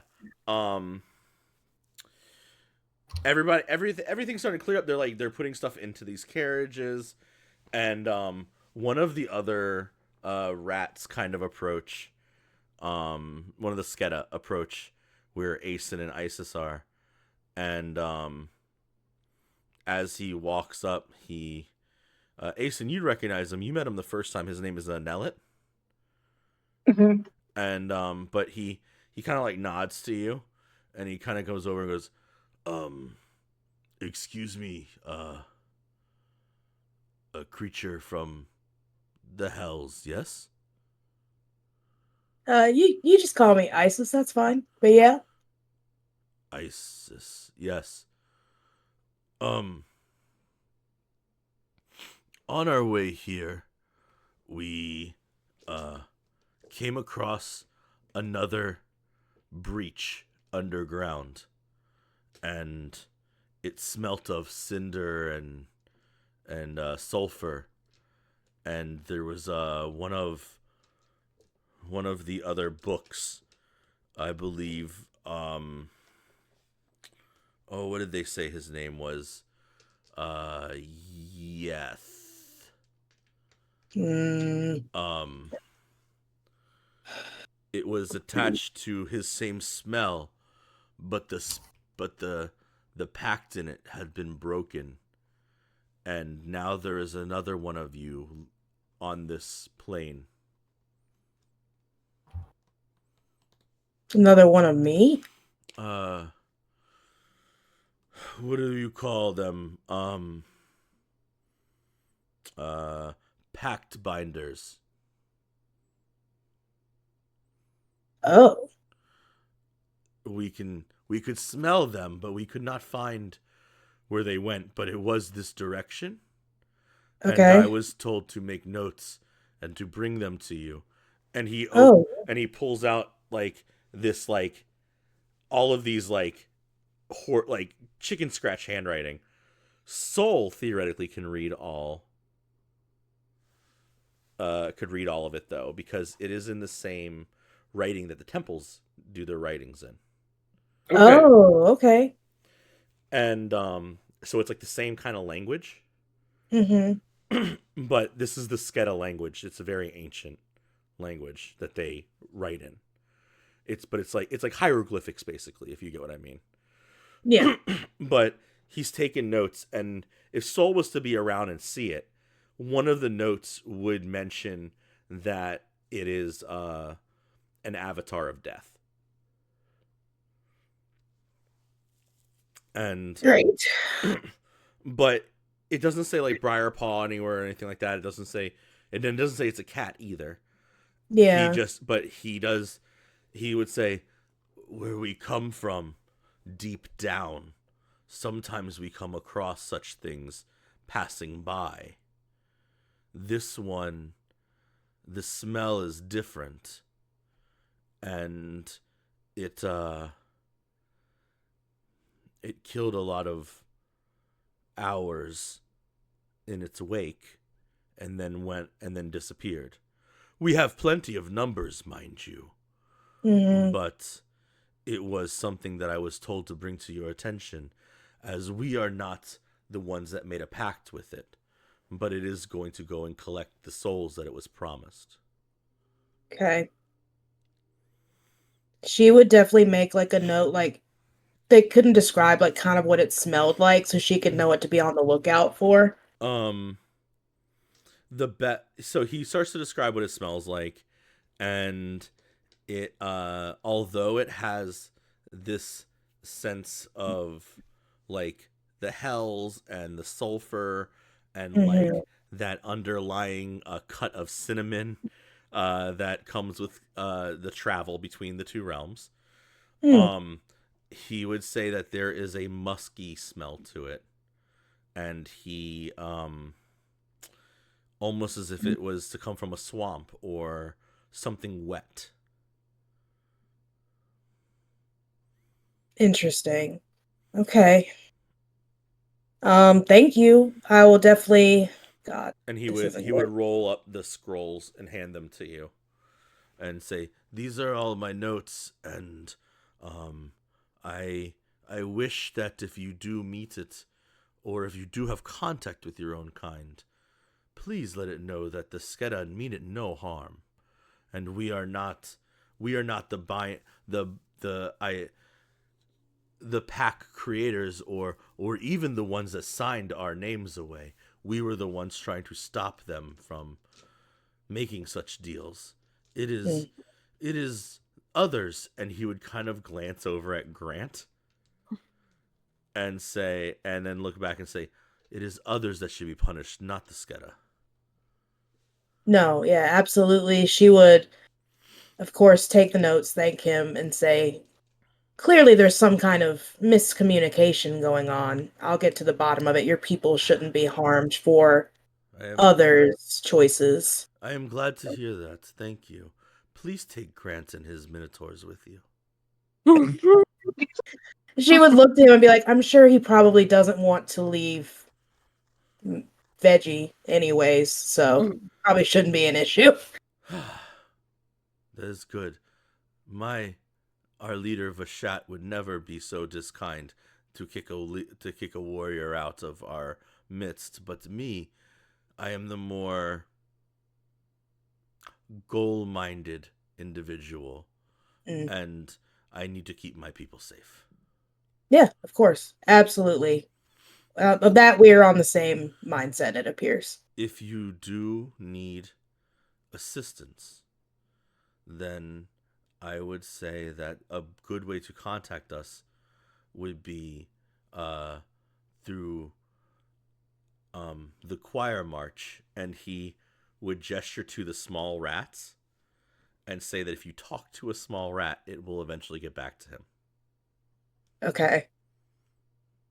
That she would nod and just be like, they're not gonna be scared of me, right? Like that's cool. We are all scared of you. As you Fair. should be. You are That's you are a packed demon from hell. None of us want to ever come between you and what your goal is. But if we can help, it will be done. She would nod, say thank you. I appreciate that. It is a pleasure. Thank you. And he like bows but never takes his eyes off you. This is something looking at a predator and making sure that you don't just get the mind to swing on him for no reason. Yeah. And he would back off slowly and then look at Asen and smile like this big, like grand, like, oh my god, it's Asen smile. Aw. Yeah. And the second he gets like right just out of range of where he thinks that you could like maybe swipe on him, he hits all fours and like hops away real fast. She would look at Asen and be like, I'm not that scary, am I? He's a Yeah. good dude. Like, he's not really going to answer that. Just like, and he was like, I mean, like, clearly you're scary. I mean, but he gets it, so he's just not gonna. You guys would take the time and make your way back to the cart or the marketplace with now two large digger these giant crab robots and Yeah. a whole bunch of minotaurs. Oh god. It's not that it's a far journey, but it's like a day's journey. You get what I mean? Like the same thing as last time. It's a little bit easier with the group that you have. You rock up to this market circle, and immediately you're swarmed by people asking if they can buy these rock crushers off of you. They're so useful. There's so many different things to do with them. And Grant's kind of like walking in front, and he goes, well, who's in charge of the soul caravan or whatever? I need to give him a talking to real quick.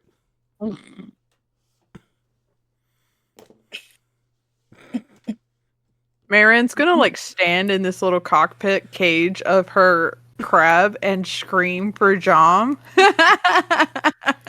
On top of the caravan, you could see Tablu kind of like sitting there like watching all this happen. And and the second he hears who is in charge, he just kind of leans backwards and rolls into his caravan. He does not want to be part of it at all. He's like, nope.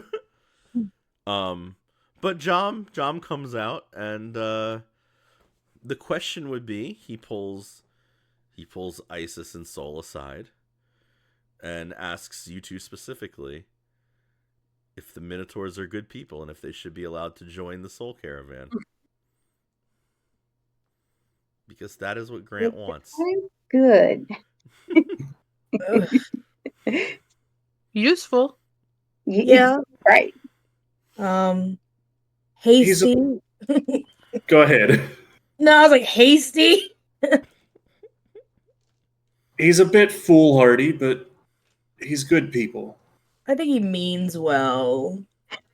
Yeah. He is quick to use explosives. Two different reports.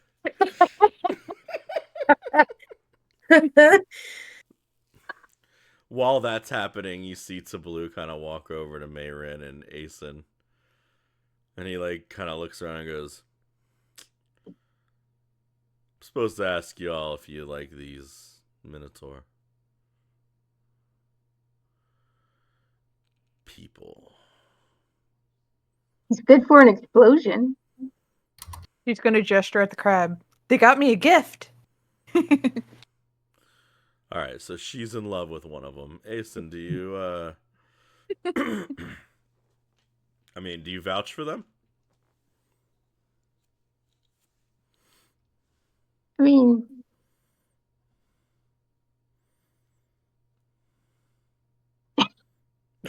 That's rude. Put aside their Right. differences. okay. Tablu, They are good at explosions. explosions. Mm. So keep that in mind. Tablu kind of like thinks to himself and goes, right. There's a bunch of people that have come by here almost every day looking for you, Asen. So maybe you should kind of, I don't know, lay low for a bit. Somebody said that you're needed back at home.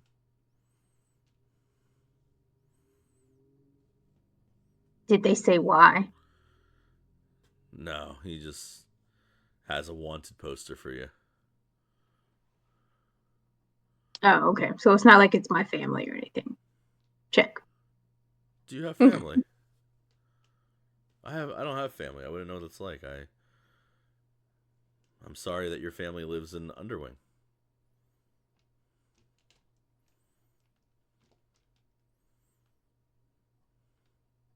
Is that something to be sorry about? I feel like it seems like a hard life. Is life easier elsewhere? I think it might be.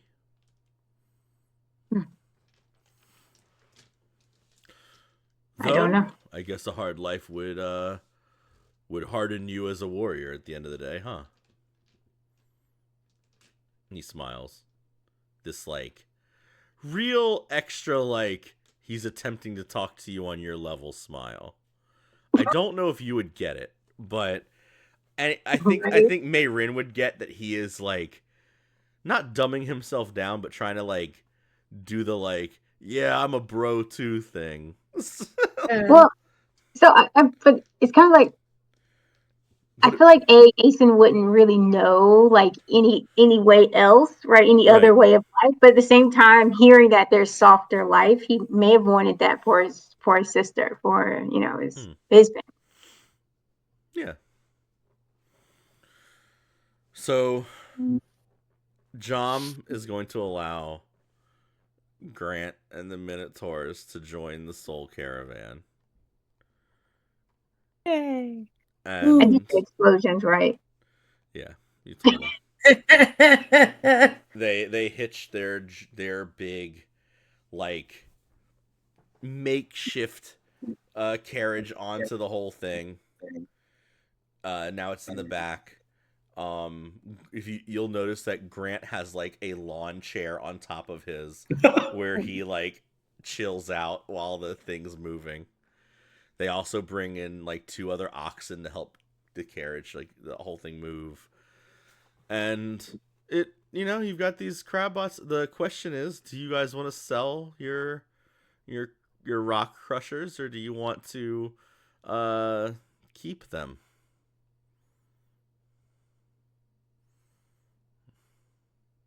I feel like I was destined to find mine. I was like, Asen's not driving it, so he doesn't care.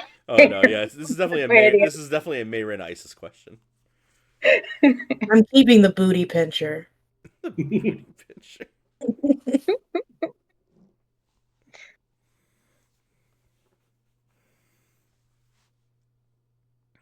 Marion would sell hers, Mm-hmm. but it's not a priority at this moment. What she at this moment does, like after the conversation with Blue and Asen, Clear Day and Asen, she goes back over to Alvis and she wants to talk to him Mm-hmm. about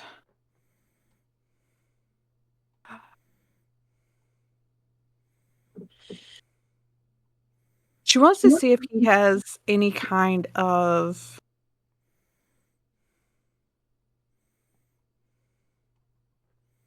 parchment not from this realm. He tilts his head and gives you kind of a sly look, and goes, "Maybe. Why? Why do you need? Why do you need that?" I need it to write out a formal contract. Ah, sure. Sure. And he goes into his cart marked with this weird half moon symbol and rustles around in the cart for a while, and then comes back with a long college ruled notebook and hands it to you. Alright. That works. What do I... God, I'm not in the mood for this. He thinks about it for a bit and goes,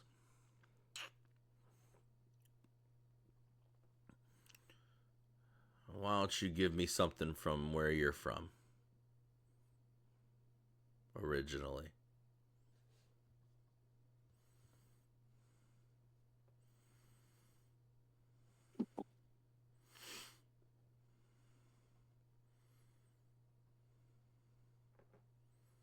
She reaches into her bag and she pulls out the locket.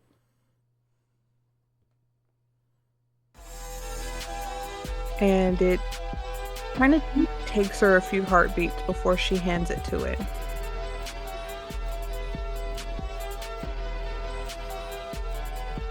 He looks at it and, oh, this is something important to you.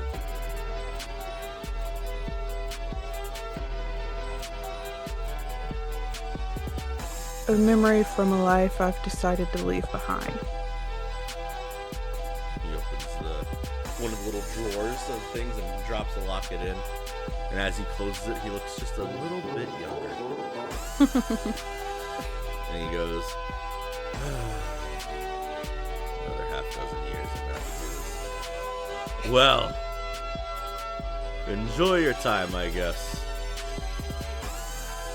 And he lays down and puts the little pixies and stuff all circling him. He goes, "God knows I will, baby." And he puts his head back and goes to sleep.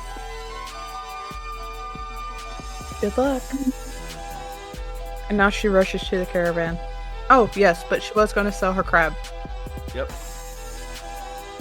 Cool. It's only one crab I have to deal with. Very fun. If each of you have anything, or I guess if you have anything specific you'd like for the crab, we can do that. Otherwise, we can just say that it's for a pretty absurd amount of gold. I'll take the absurd amount of gold. Alright. Very good.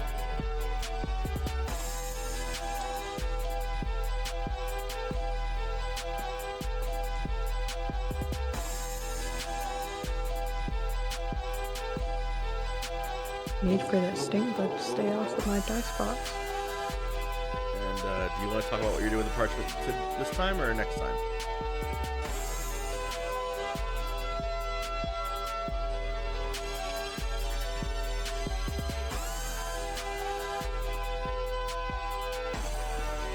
I think she's gonna sit down with Isis and bind this as both a demon contract and a Fey deal. Mmm. And then we can talk about that next time. Cool. Alright. Yeah. Well then, everybody, this has been episode 8. And now we are on our way to